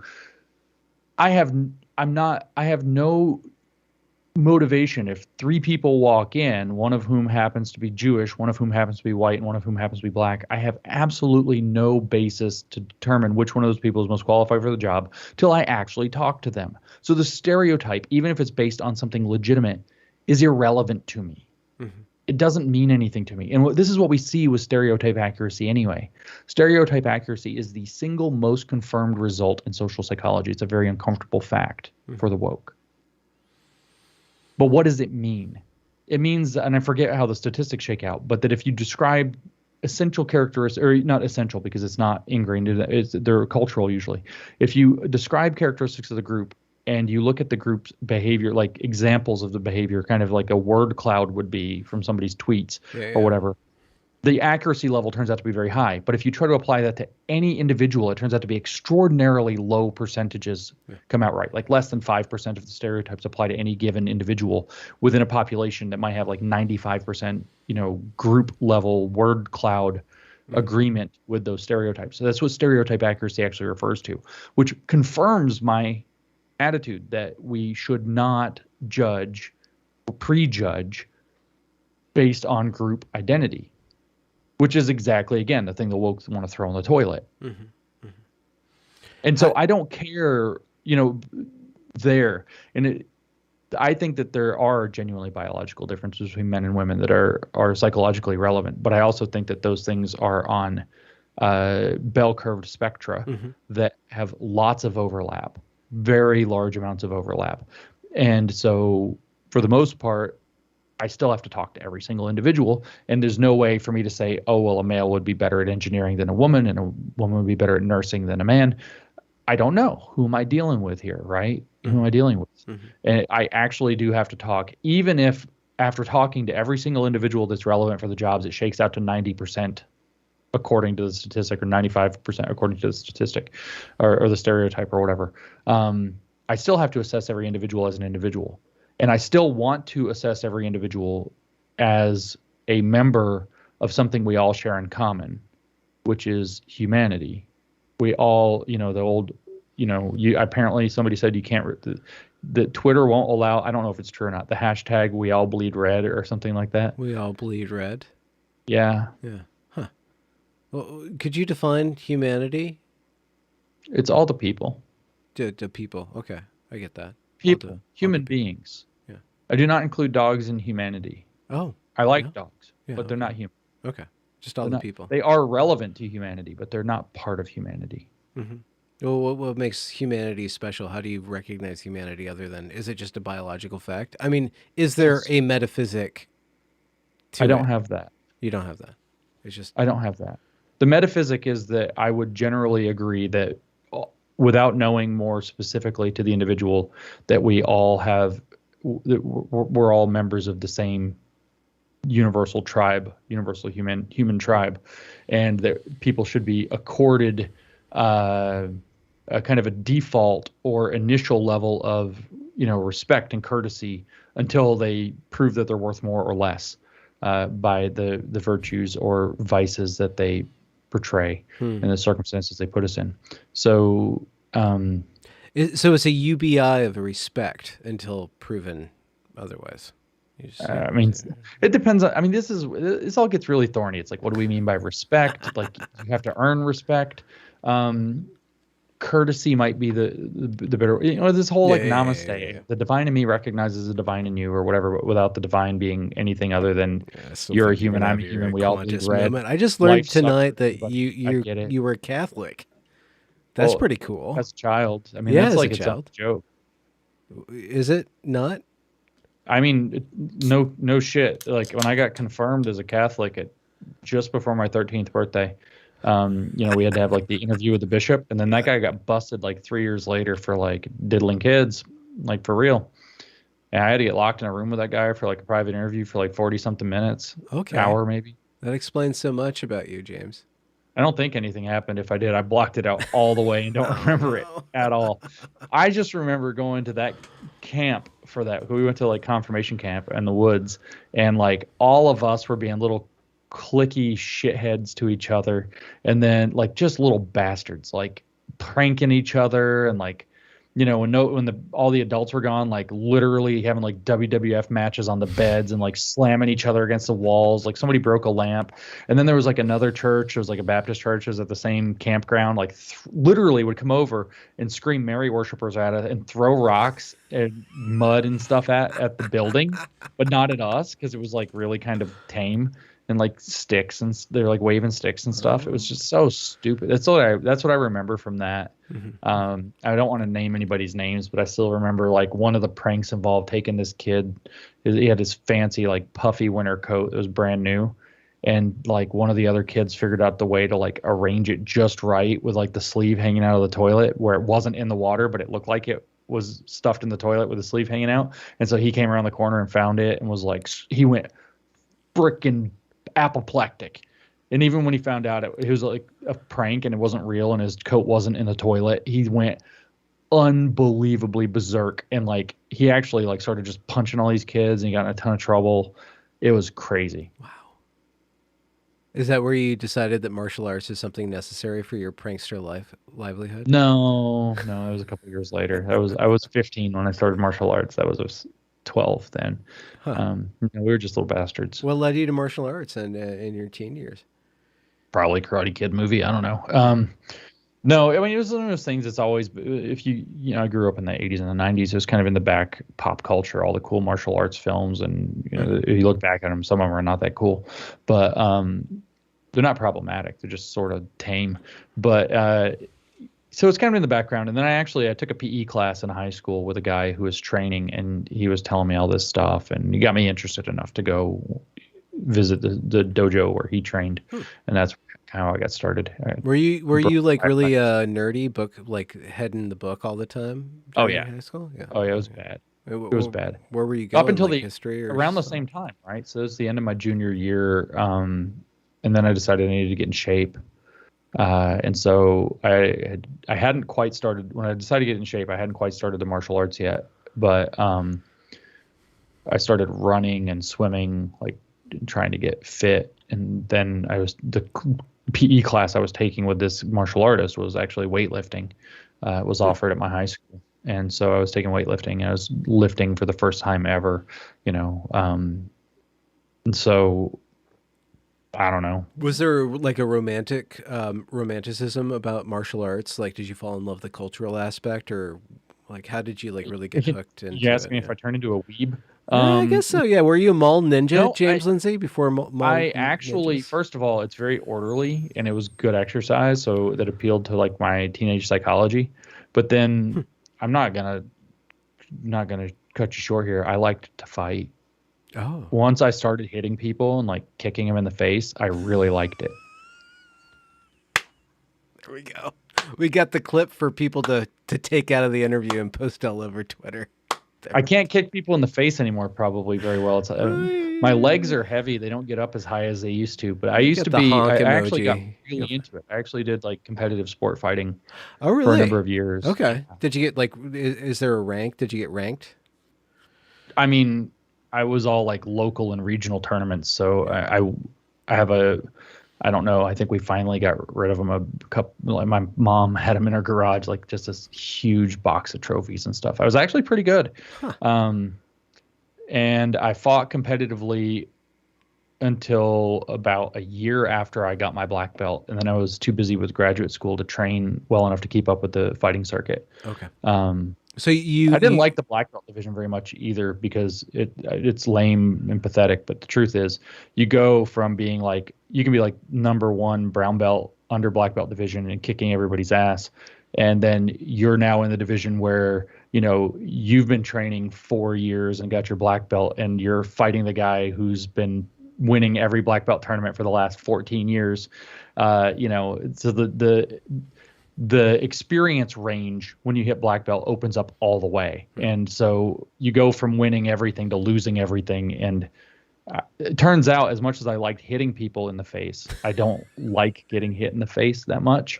So, ergo, you're non-Christian stance. I did win some tournaments at the black belt level, but I didn't have time to. But you did that all through college then. So you're doing that through undergrad. Yeah. So I actually on and off continued to train in the karate style until 2000, probably 10 or 11. And I actually got a 4th degree black belt in that style of karate many moons ago when I cared about such things. I did jujitsu also while I trained karate. And then it was in 2006, though, I started the Chinese stuff. And by 2011, it's only the Chinese stuff. Did you try to rip apples in half like the guy in Circle of Iron? That's a question. I have ripped apples in half. like that. It's not quite like that. You got to get Twisty. your thumbs down in the top, Oh, and okay. then you can pry Like them a phone open. book. Yeah. I have ripped apples, and I can't. Like I did try to just squeeze in and break an apple, and I was never strong enough to do that. But for a while, I have them somewhere around here. Maybe they're in the other room. Just I have pulverized these, apples. those things you squeeze like to get your grip strength, and you buy it, and it's like really easy, and you can do it like a whole bunch of times, and it's like a stress reliever. I have ones that you have to 350 pounds to squeeze it shut. I have like these crazy iron, they're called iron grip or something like that. And I could go like, I used to be able to close a 300-pound one. I don't know. I never closed a 350. I think they make a 400 and it's like super hard to close. So I used to have crazy, crazy, crazy like Kung Fu grip. Mm-hmm. And then I realized that it turns out to be fake Kung Fu grip, and real Kung Fu grip is more about technique than just hand strength. And so I don't know. I tried, here's an embarrassing one. I tried, there's a trick to stab with your fingers, like knife hand or whatever, into a watermelon. And I damn near broke my hand trying that. That did not work. The watermelon won the day. My wife laughed at me for like 45 minutes straight for how stupid I am for trying. To my credit, I later asked a friend of mine that also trains with me, have you ever, we got talking about the watermelon thing, and he got this look on his face, and I was like, did you, and he was like, almost broke my hand. And I'm like, yes, somebody else. And he's good. He's probably better than I am. So always has been better than I am at this. So, if he broke his hand too, like, yeah, I'm safe. not that bad. Yeah. Yeah, I'm still cool. How did you end up doing math? Were you always because your doctorate's in math? So how did you get on the math track? What was the decision? I've always been good at math, but it's a dumb story. How I got into math is dumb. No, unless it's you're not trying that. to. It's do dumber something than with that. math. It's it's the dumbest thing. It is a simp story is what it is. It's a humiliating simp story. No. Long and short was that I majored in physics because I liked physics. When I was in high school, I wanted to go into meteorology because I just fucking love storms.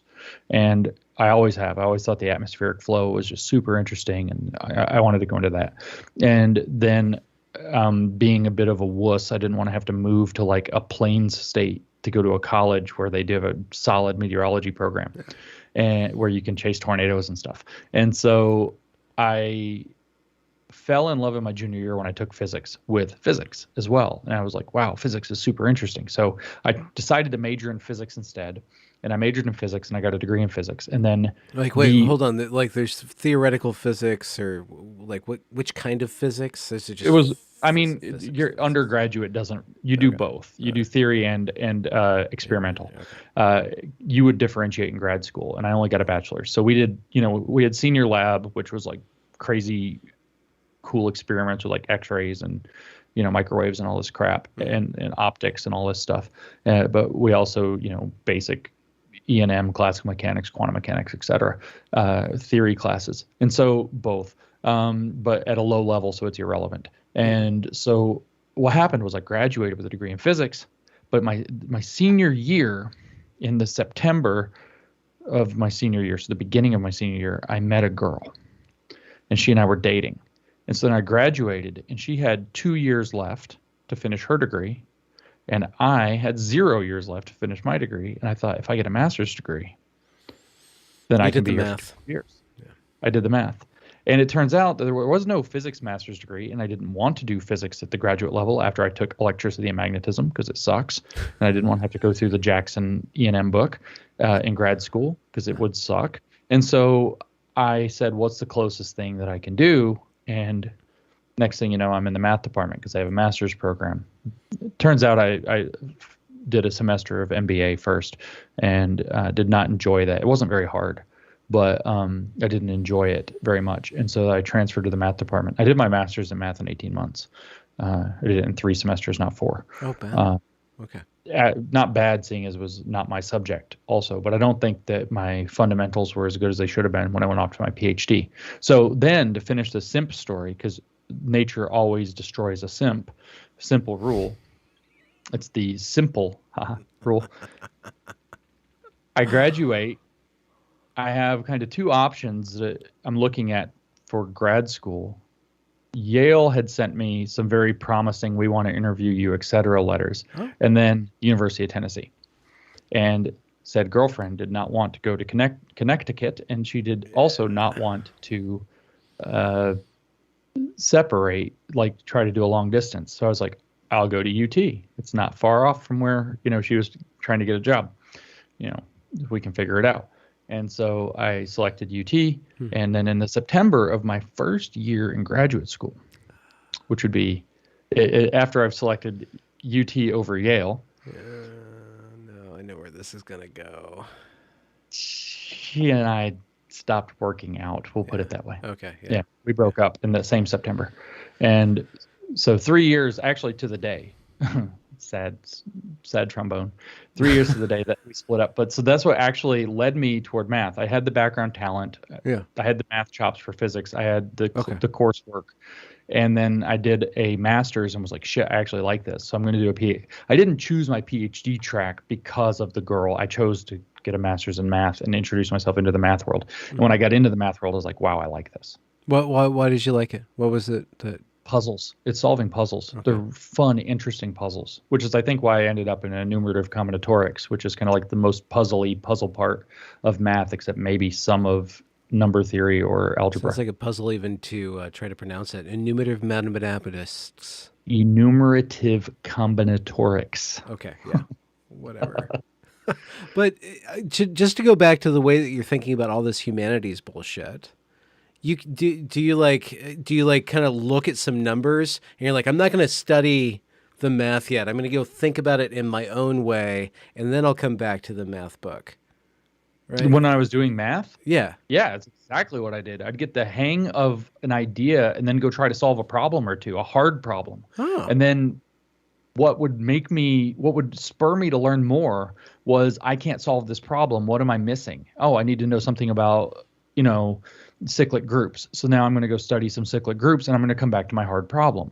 And that's exactly where I actually started doing that, was that, even if it's just like as a regular student, you read the section in the coursework, it's just not that much. You start working the point is the problems are supposed to be hard, right? Or challenging. Some of them are. And they're usually supposed to go kind of like easy to hard, or some progression where you're building skill as you go through them. And if you go through them sort of in order, they throw some curveballs at you sometimes. But that's the same process, right? It's like you engage with the material and then you go try to chew on it some way. You try to solve the problems at the end of the chapter, or you find some later when you get up to your, getting up toward your research phase, you pick some hard problem that's interesting in the field. And luckily my major professor was really good about this. Our course structure and the 500 level was very different. We didn't have any exams, and we were just given a large number of problems to work. And the problems were given points that they were worth based on how hard they were, or how important they were, or whatever.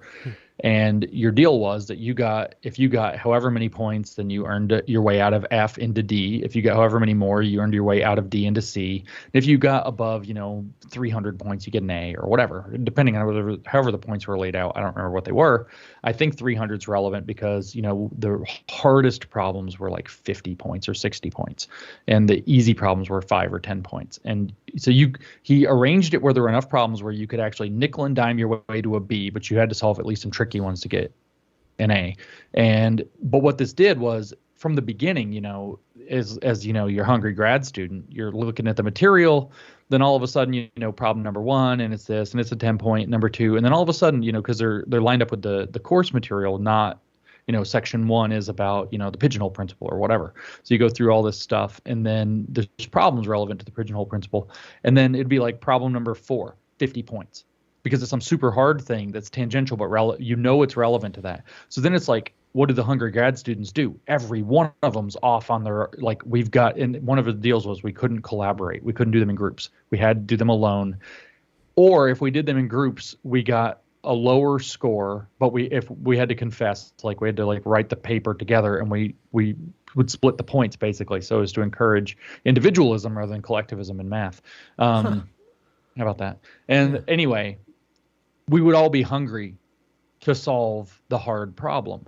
And so that would give you some interesting research problem to go chew on. And in fact, at the end, he had them, section A, section B, section C, or chapters A, B, C, D, whatever it was. And then at the end, for whatever reason, I just remember that the lettering was such that the last thing was G. And so then he had the H problems that were H for hard, and they were like super hard, and they were worth like 50 or 100 points each. And then he had I for imaginary problems. And literally, if you solved one of the I problems, you just got an A. It did infinity points. It was worth automatic A in the course. And so from day one, we're all like chewing on how do you solve, and it doesn't matter. You can nickel and dime your way, or you can get a couple 30 or 50 point. But man, if you could nail one of those, how baller would that be? And so we're all like going home and banging our heads against these super hard problems that the professor even said the problems in the I category are ones I don't know how to do. And so it's like we're all going and banging on those. My office mate solved one of the I problems. It was unbelievable. He's a freaking genius. This guy's so freaking smart. But wait, how do they not?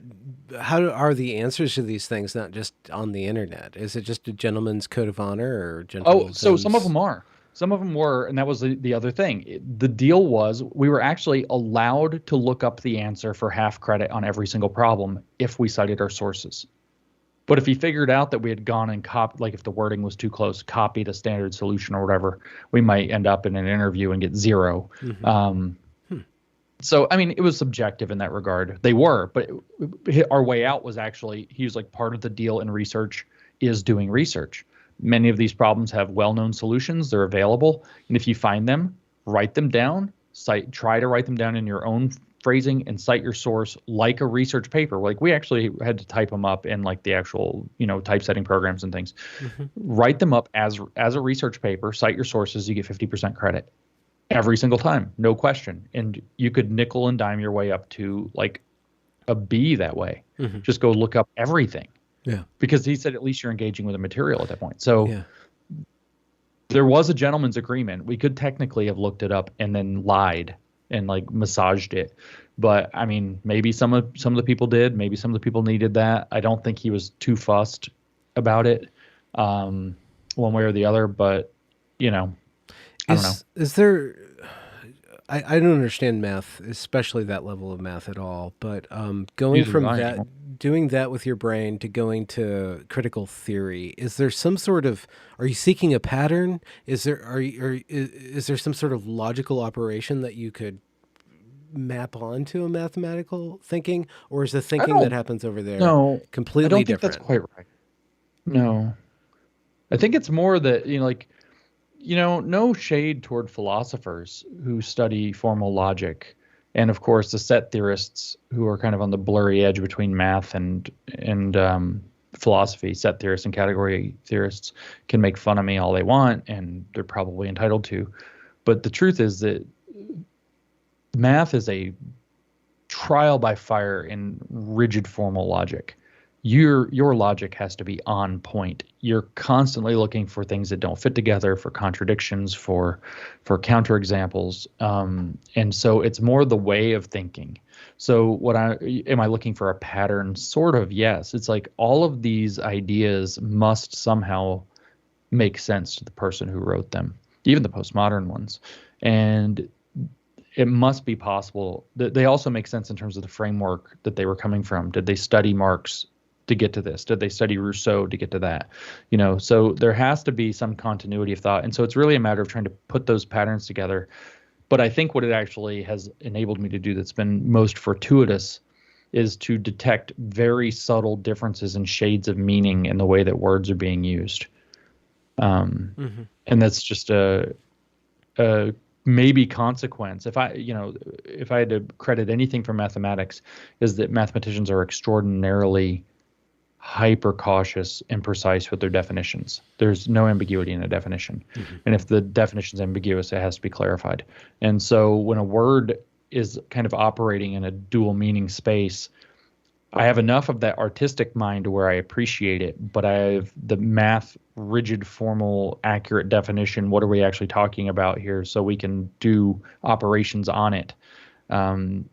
It rankles at the idea that a word is being used in an ambiguous way. I love it in poetry. I love wordplay, as you well know. I love to do it. I love to say double and triple meaning things where I know that people watching this, and maybe I'm doing it right now, you never know. You I never know know. that people watching this will take different things from it because I know kind of who might be watching it, and I know like there's inside jokes or like I love that. I love wordplay. Yeah. Love it. I love to like, sling words together in funny ways and all of this, and I think it's fun. That said, I think when you're trying to do some actual work, you've got to get cut and dry, and it's not endearing when you're doing something like philosophy. Math is a kind of a hyper purified philosophy where everybody agrees mostly on the underlying axioms, Mm-hmm. and then logic plays out on those axioms, and Mm-hmm. everybody's kind of understands the rules. Whereas in philosophy more broadly, you often argue over the axioms, and when you get into set theory and category theory, they have to argue over the axioms a lot too.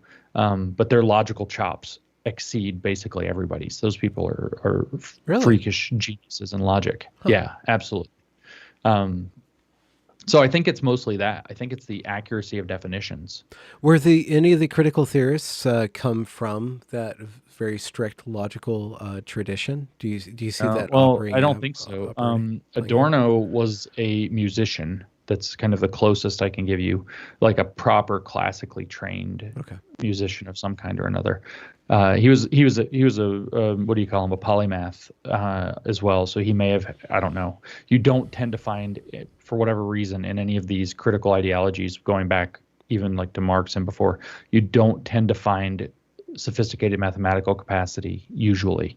I'm not to say that it never shows up, but it tends to be rare. If you're going to do a stereotype accuracy game with critical theorists, they're going to be highly linguistically skilled people who are generally malcontents.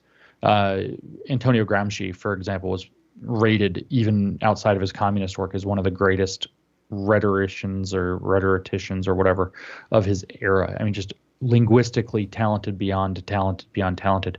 But he was also some weird like Robert Reich 4'5" dwarf with like deformed pain in his body, like his back was all, he had some condition. And so he has this like miserable kind of pain-ridden, sour everything existence, but extraordinarily linguistically talented. That's what you tend to find is people who are bad at math and very good at rhetoric and language tend to be leading critical theorists. And also discontent in some way. So there's a Well, they're all, psychological yeah, they're when virtually all if you malcontents. just distill everything down to like a cause and effect, try to be the most just rooted about what is animating the history of critical theory. You find again and again that it's somebody who's discontent with life or is trying to Hmm. flee the laws of their society or felt impugned upon or whatever.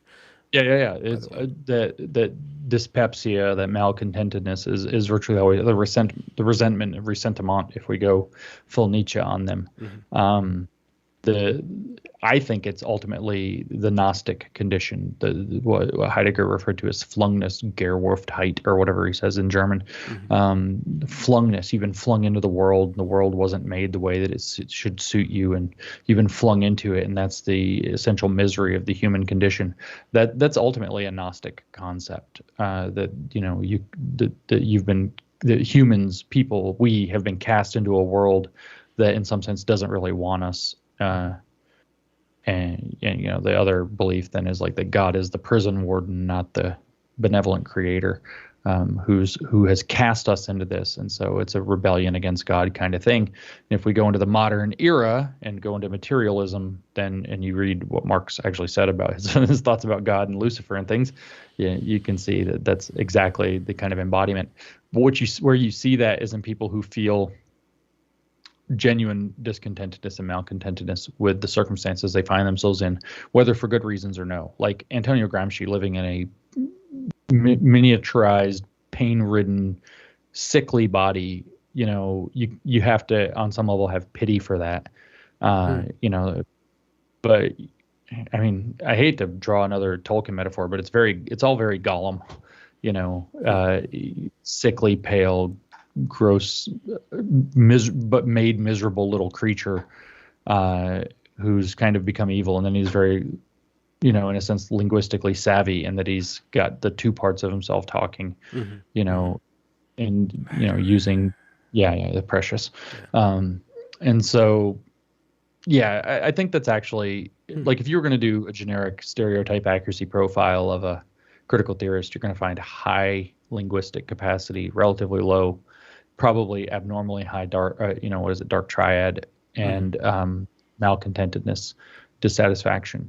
Lots of external locus of control. The whole thing it leads people into external locus of control. It's a system that's at fault. It's the people who control the system, so it becomes conspiratorial. It's a very Mesmerizing. what it is I've called it scientific Gnosticism. It is a very modern era religion or cultist religion that's rooted in rather than the pre-modern beliefs about God or spirits or gods or whatever. It's rooted in the modern era mythologies about science and the orderliness of the world and identity, the progress of history. Yeah, progress. Identity is just a tool to play with all these prior concepts. Well, that's where it gets interesting, because the hard part is Marxism is this kind of, and even neo-Marxism really, are the modernist manifestation of this Gnostic religion, but we're well into the postmodern manifestation of this. It's the same stuff that's been retooled for the fact that we actually live in postmodernity. And I think part of the reason that they've been so successful is because they realized ahead of everybody, the left, broadly speaking, the radical left, realized ahead of everybody else that we were entering into a new era in basically information technology and information expression and exchange. And they were able to claim most of the relevant ground in that emerging space earlier than conservatives who thought everything was kind of staying the same. They didn't. They anticipated the power of the word, the power of propaganda, and even the nature of social media and of mass media. The postmodernists have a very robust, although very cynical and very anti-capitalist analysis of that. The neo-Marxists were very keen on the way that institutions and institutions in between, like interlocking one institution to the other, produce and maintain and enforce power. So they have a very, the neo-Marxists have a very institutional understanding of power, and then the postmodernists had a very interesting, like one of the best understandings of how the world was changing in terms of the information economy and how that would have impacts on how power flows. And so the unfortunate part is that the corrupt among them rose to the top and were able to weaponize these tools. And then you have the added part that the whatever deep state or global American empire or whatever it's called, that. Oh no, James Lindsay. You froze at deep state. Hold on. Call me back. Sorry this is happening. Thank you, and sorry for the consistent interruptions with the James Lindsay chat. I forget what we called it. We're two wildly unwoke guys. I'm going to restart Skype. Getting back on. I wish I had turned down the saturation on my camera because I can't fiddle with it in the program. He should be back on at any minute as soon as I press that button. So, okay, there we go. Here he is. Bada bing. You froze at deep state, dude. I froze at deep state. I put that in the chat so everybody would know. I said it out loud. I don't want to have to type right now. Yeah, the deep state got me. So, there's the aspect of it that I started to say about the deep state is that whatever that is, like they definitely figured out that these kind of propaganda tools work. Like when I was studying recently, I was studying into the kind of history of the diversity, equity, and inclusion industry. And so I was reading the very compelling reading in Diversity Officer magazine, which is real. And I learned there that the kind of first big wide. You're still using the word officer? Is that not some sort of like privileged, oppressive category? Seriously. Yeah. What are you going to do? What were you reading? And so anyway, it was in the military, and the military did these kind of like integration experiments in the 50s. After Eisenhower had declared that the military wouldn't be segregated anymore, and by executive order, in fact. And so they did these experiments, and they look suspiciously like diversity training of today. and like they specifically refer to having put people on the hot seat to interrogate or to, and their complicity in racism. I mean, it's very similar to what you see today. And they were like, wow, this creates a large number of fanatics who won't do anything except become like racial justice advocates in the language of today. And it's a problem, and all they do is go around and cause problems. And so there are some clever people who are involved in this. And of course, Marcuse actually worked for the OSS before it became the CIA. So you kind of have to wonder what what all that got baked into in the first place. But they had these ideas and these techniques that they were using to propagandize and manipulate society as well, in their whole nation building project, which they were doing at home as well as abroad, as Edward Snowden showed us, for example. So, there's a lot of nefarious things, and it's easy to just blame critical theory. I think it's funny because the critical theorists were cottoned onto these deep state people like really early on. And like a lot of the stuff I think that they were writing about, like their analysis is just crazy leftist, but they're actually talking about the correct thing. Which is the deep state. That there's an emerging technocracy that was trying to control everything and shut everybody else out. That's somehow in bed with the big capitalist corporate interests. So how are you feeling? We started in the darkness. In the darkness. Dude, the darkness, like right now, I feel good because we've been interacting, we've been having a good time, we've been talking about circle stuff. Walking. Yeah. I have not been circle walking. No, we circumlocuting with her. Well, yeah. So, but it's always there, dude. Always there. What is despair? The abyss. Failure. Yeah, I know. It's right there. Oh God, I know. Failure. That's my other thing. People are, I just always feel like I failed. Really? You just had didn't you have like a Florida retreat? I heard people got to talk to you. It turns out I exist in IRL. I also exist, and people did get to talk to me, and people shook my hand and they spoke with me and they hugged me. Was that a failure? Do you feel like a failure for doing that? I could have done better, but that's beside the point. But I'm looking at the big picture. No, it's like I'm looking at like all the stuff that we're just having kind of rammed on us, and I'm like, I didn't warn people good enough or whatever. It's always. I mean, is that not hubris to think that you can save the world? I mean, are you not just like recreating some sort of messiah complex in yourself to suspend yourself as some sort of bridge into the better tomorrow? No, I just, see where I dicked off on social media all day when I could have been reading something or whatever. But it's also that coming out of math, and people are very quick to point this out, that apparently I'm a bit of a clunky writer, which I'm okay with that fact about myself, which is funny because I write books and things and a lot of things. And I feel often like I have a very peculiar communicative style. I'm better in interviews than anything else, but a peculiar communicative style. Even not on die. Dr. Phil. Well, Dr. Phil, that's... Did that disappear? Did that ever get appeared? I think it got disappeared. I actually just recorded a Only Subs podcast that I haven't uploaded yet about my Dr. Phil experience. So that should be coming out soon enough when I get around to uploading it and writing the thing and picking the image. But yeah, and I go into the sordid, nasty money details of the guy that was on there. It's like he's had like $15 million given to him by like the Bill and Melinda Gates Foundation and Open Society Foundation and all this stuff. But we have some various guesses as to why that show doesn't exist.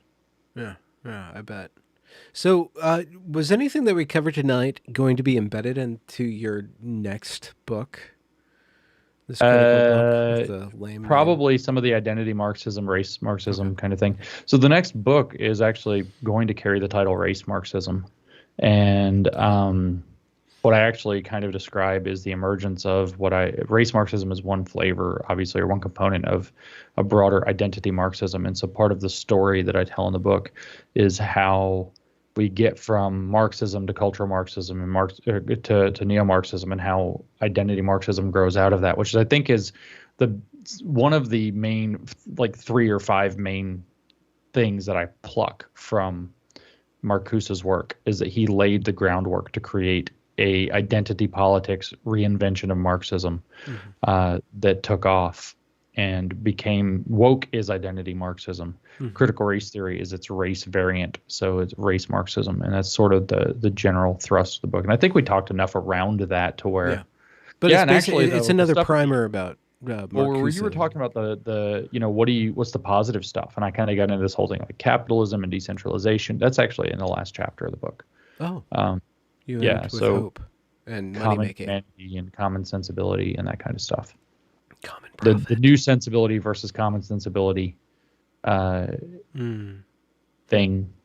That's so we have previewed a little bit of the book. Okay.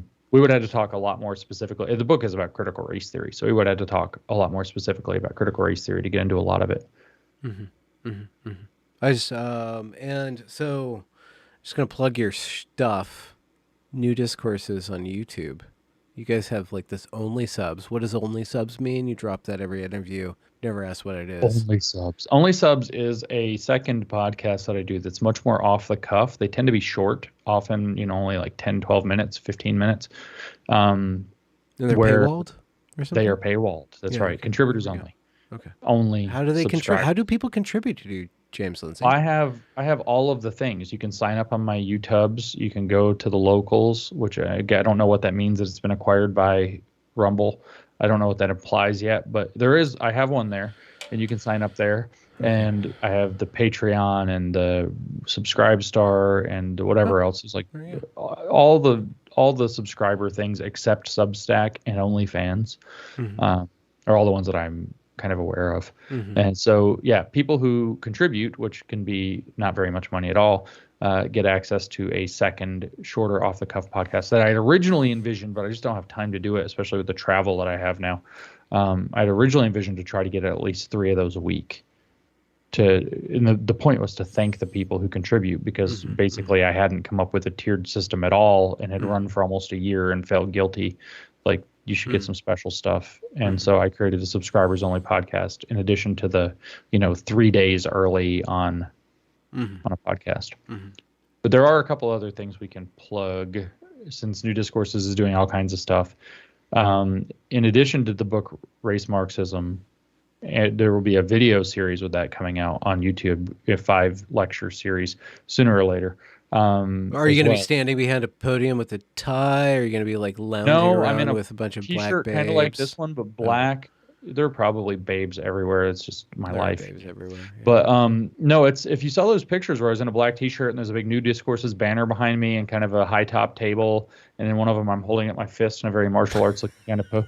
It was those were shots from a workshop I did in Tampa, where I did 5 lectures in a row on basically the chapters of the book. So those videos are coming. I just did the DEI, diversity, equity, inclusion, same thing in Miami. That's what my Miami retreat. My retreat. I talked for 11 hours during my retreat. Did anybody interrupt you? You telepathically. Yes, actually a few times, especially as we got to the last session, but that's okay. So anyway, those videos are coming eventually. But more importantly, besides my own book, I'm actually in the final stages finally of producing. There's a guy, his name's Charles Pincourt, that wrote a short book, a very short manual. It's like 100 pages on small paper. So it's a 2-hour read or something like that. And he's calling it Counter Woke Craft. And we're going to basically get that thing out as soon as possible. And so it's like combating wokeness in the university and beyond, or something like that. Field manual for combating wokeness. And so he actually does a really simple, just to kind of plug it, to pimp it a bit.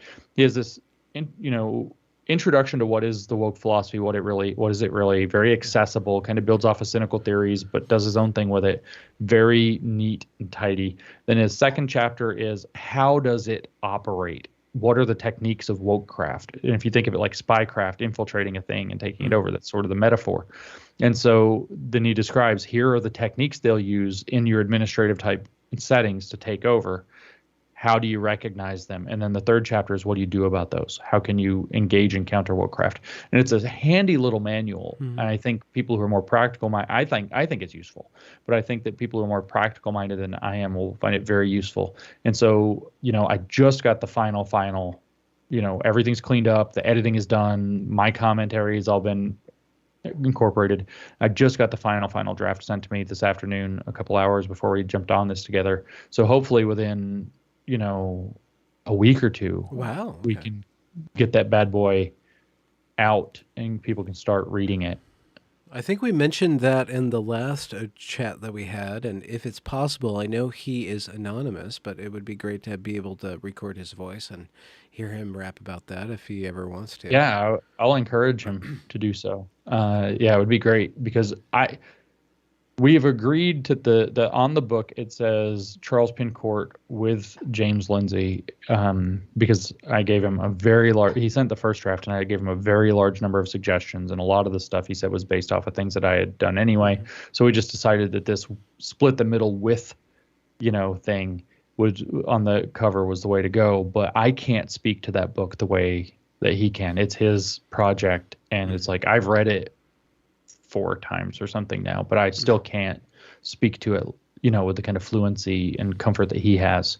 So hopefully, he'll get out there and figure out, you can blur him out and make him just, give him a cartoon face, and just have that vocoder don't use voice. a clown though. No, the clown's taken.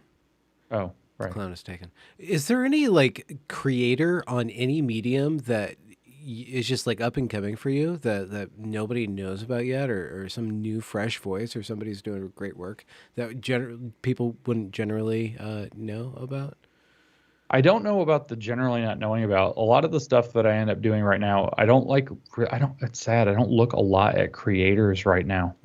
I'm looking at organizations. It's like I've been talking a lot with Moms for Liberty, for example, and I'm not involved with Defending Ed that Azra Namani does, but it's, I try to help people that are doing those kind of things now more than I pay attention to content creators, which is too bad because I do like to hear kind of who's commenting, who's talking, who's speaking up, who's got something insightful to say. And I'm just, my head's all in books and I'm not paying any attention to that stuff right now. That's totally fine because I get asked constantly in DMs for organizations for various people to get connected to. So what are some great organizations that you assign a good bill of James Lindsay Health or MILF to?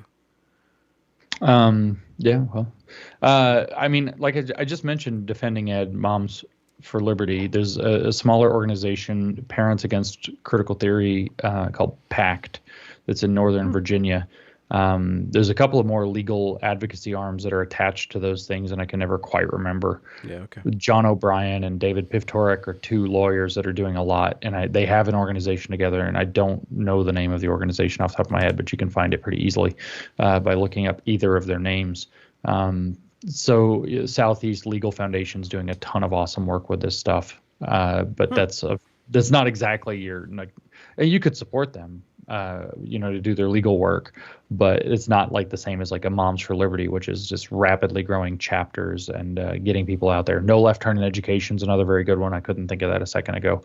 A lot of them right now, because this is where all the heat is are things that are relevant to schools. Oh yeah.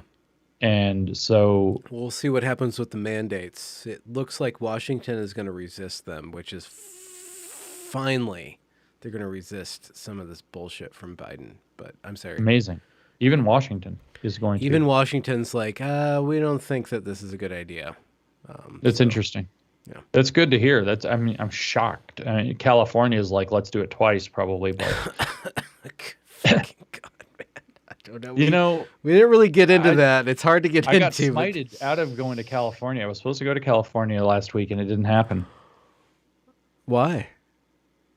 That was that day that the SkyWest computer system went down, which was probably totally not a cyber attack or anything. No, I don't know what it was. They may have literally just ham-fisted that. But I don't know. Some 1,200 flights across 2 days got canceled. It turned out mine got canceled. And there's no fast way from where I live in Tennessee to the coast of California if your kind of evening flight gets completely kiboshed.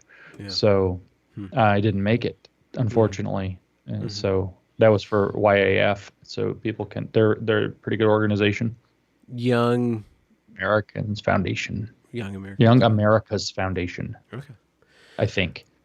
Because there's Young Americans for Liberty, which is different. That's YAL, obviously, but the America is different in both of them, and they both have been persnickety with me to get it right. So I think it's Yeah. Young America's Foundation, Okay. like Not America Americans. apostrophe S, and then Okay. Americans Foundation is Liberty or Young Americans for Liberty or something like that. I can't keep up with these details, but I'm glad they can. I just call it YAF or YAF, and everybody's happy. But they're not Okay. an up and coming organization; they're huge. I honestly, you don't share like your travel plans or anything, but is there anything that you're willing to say is gonna happen that's on the horizon that people can figure out how to plan to get I mean, to? it's been pretty heavily advertised. So on the 6th, in about a week, a little over a week, I will be in Fort Worth for the Better Discourses thing that the Mythicist Milwaukee guys are putting on, in conjunction with like Elijah Schaefer and Sidney Watson and some deal that's going on, whatever the local DFW part of that is. That's been pretty widely advertised, so I can say something about that, I guess. Yeah. As of right now, though, everything else that I have on my schedule is actually pretty.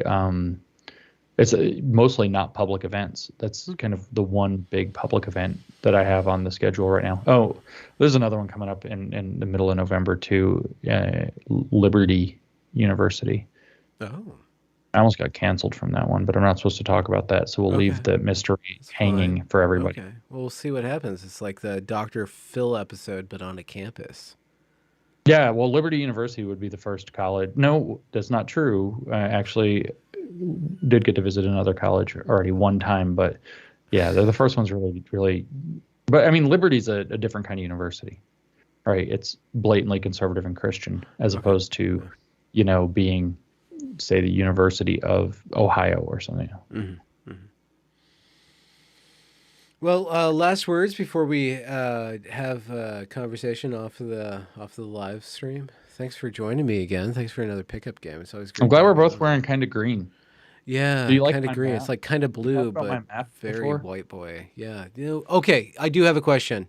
What's up with all the lines on that map? Is this all your like little travels Those are all my flights. for the future or the past? You've Only cataloged. flights that I've actually taken Oh are on wow. there. Okay. And Every so single flight you've ever taken's on there? every one of them that I can remember. So certainly every one that I've done in the last several years and So you all don't the big remember ones. going to Brazil or India? I did not go to Brazil. There's no line going down there. And I've never Okay. been to India. But there are 3 lines going upward that you probably can't see very well that are going to China. Oh, you took the over or under route. Because that's the way you go. Yeah, that's And what then you go. there's some that shoot down here to Australia off of the California coast. Mm-hmm. So I've been around. That's what the lines are. I've kind of wanted to do this either on a big world map or on a globe for a long time, and then I just decided, I need a background. Did you draw them, or is this 3D printed, or just printed I with the bought a map, lines? Yeah, and but then did you? I used a ruler Okay. for the short This lines is and high a math. Sharpie, Oh, okay. Yeah. and then for the long lines, I used this piece of quarter round that's That's the extra. closest to a sword we're gonna get in this episode. To do that. Piece of quarter round. It is a piece of quarter round that I used as a straight edge to do the long lines because I found it somewhere. So yeah, but anyway, that's what's with my dirty looking map is all of my flights. And if you were here, you'd say, "Wow, you've been to Florida a lot of times." Yeah, you have It's true. deep connections down there. You and DeSantis are plotting the takeover of America. The Well, unwokening, the great I, unwokening. I have not sat down to speak with DeSantis yet. I have almost kind of met him.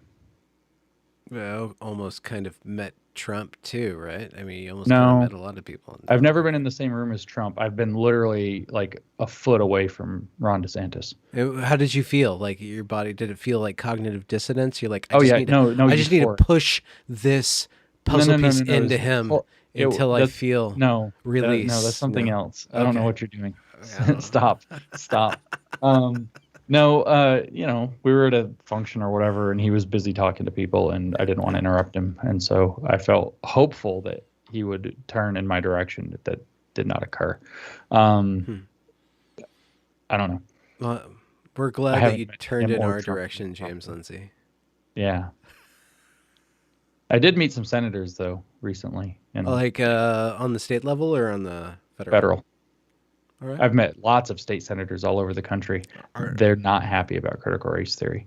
okay, and what about the federal level? They're not happy about it either. The ones I met. Are they going to do anything about it, or are they just going to be not happy? You see, they're in a numerical minority in the legislative body of the House that they occupy, the chamber, I should say, they occupy, which doing anything about it. I mean, look at like Tom Cotton. I didn't meet Tom Cotton, but look at Tom Cotton. He's trying to do something about it, but what's going to happen? It's all going to get flushed down the toilet by line item or by party line Democrat votes. Unless this Virginia thing goes, because I heard that might change the whole calculus of how Democrats in Congress vote if all of a sudden you have a Republican upset in Virginia.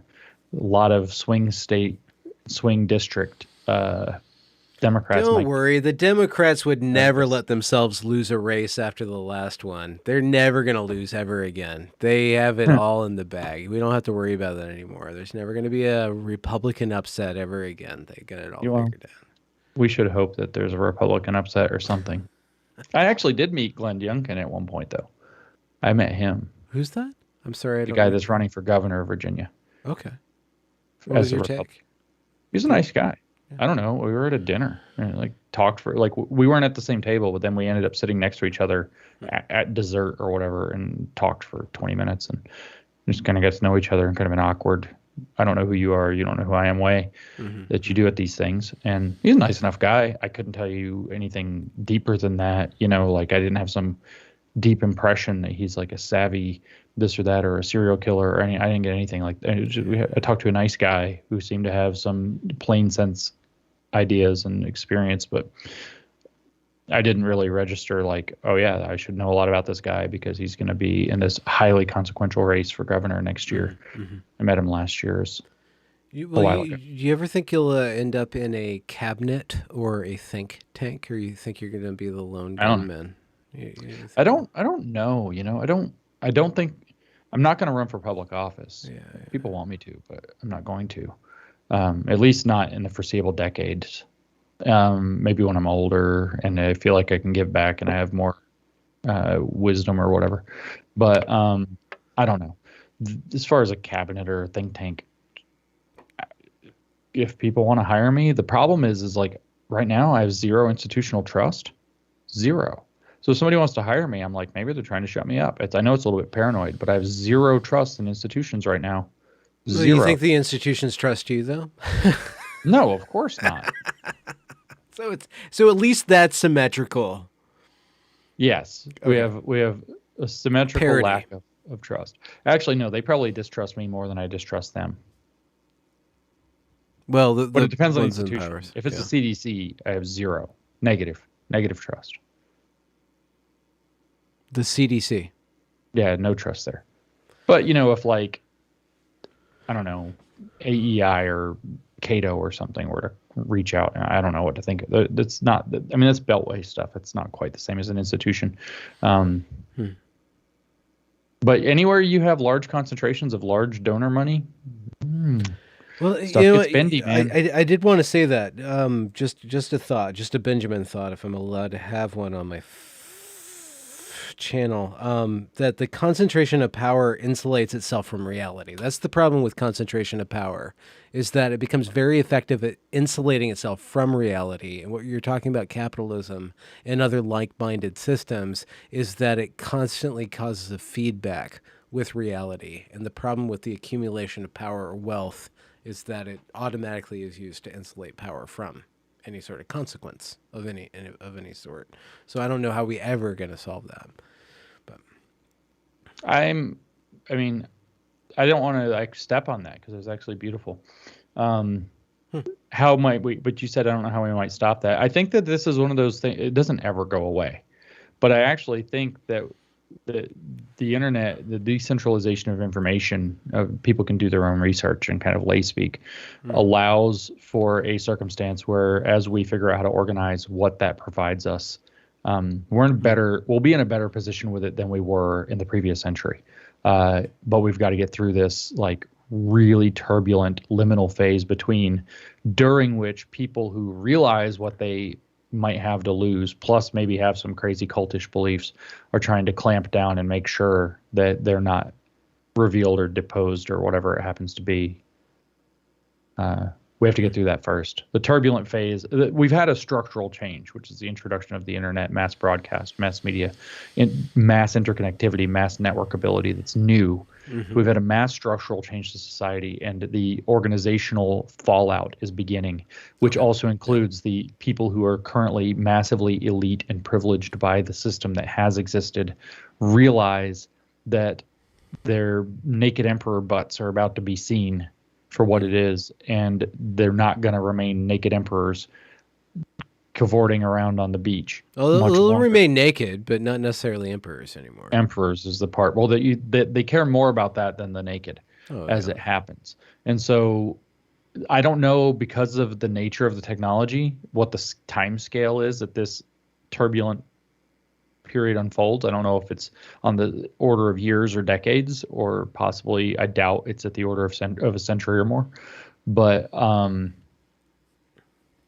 I think that should we not destroy ourselves in one of these turbulent phases in between, or undermine our ability to maintain this level of networkability that we have now, then we're going to enter, maybe it's 2 decades from now. I don't know. This is all supposing we get there smoothly enough. Enter into a phase where those kinds of problems that you're bringing up are yet again ratcheted downward. They're diminished but not expunged, and that's, I think, net good, probably. But that said, it's probably a tempting mistake to get into Zuckerberg's weirdo Hotel California, VR. I don't know why he puts himself in the videos. Does nobody tell him that he should not be in any of his promotional videos? Like, he's the same person who told him that his haircut looks good told him he should be in the video. So weird that he puts himself in this like dystopian videos. Like, what? You're not the hero, dude. Well, have you ever, one of his first interviews that he ever did I think it's so insightful. He was so scared and nervous. We all know now, because he's got a proclivity for Asian women, and he's being interviewed by a beautiful Asian girl in a lovely dress or whatever. And he's sitting there in a pair of, I shit you not, black gym shorts. He's probably like 23 or 24. Black gym shorts and a red t-shirt that says, like, your mom thinks I'm cool or something like that. Yeah. Or my mom thinks I'm cool, I think is what it says. And it's like the dorkiest. And he went on like a television interview wearing gym. It's like, this guy is not totally connected to normal. No. He's not quite. Now I have to give him props, because when he throwing axes and like doing some cool stuff, or javelins or something like, okay, cool. I'm glad you have your rich boy hobbies, but I'm glad you're getting some exercise. But yeah, it's a strange guy. Yeah, and then weird. like, let's just make myself the commercial for Brave New World. Well, why not? People will think this is great and that I'm really cool. Like, hair cut off, like he's ready to go, to a feminist protest. Like, and cosmonaut of some sort, and from a 1970s Soviet film, maybe. It's not good. I don't know what is going on with that guy. Let's end on Zuckerberg. Yeah. Bye, Zuckerberg. Bye. Bye.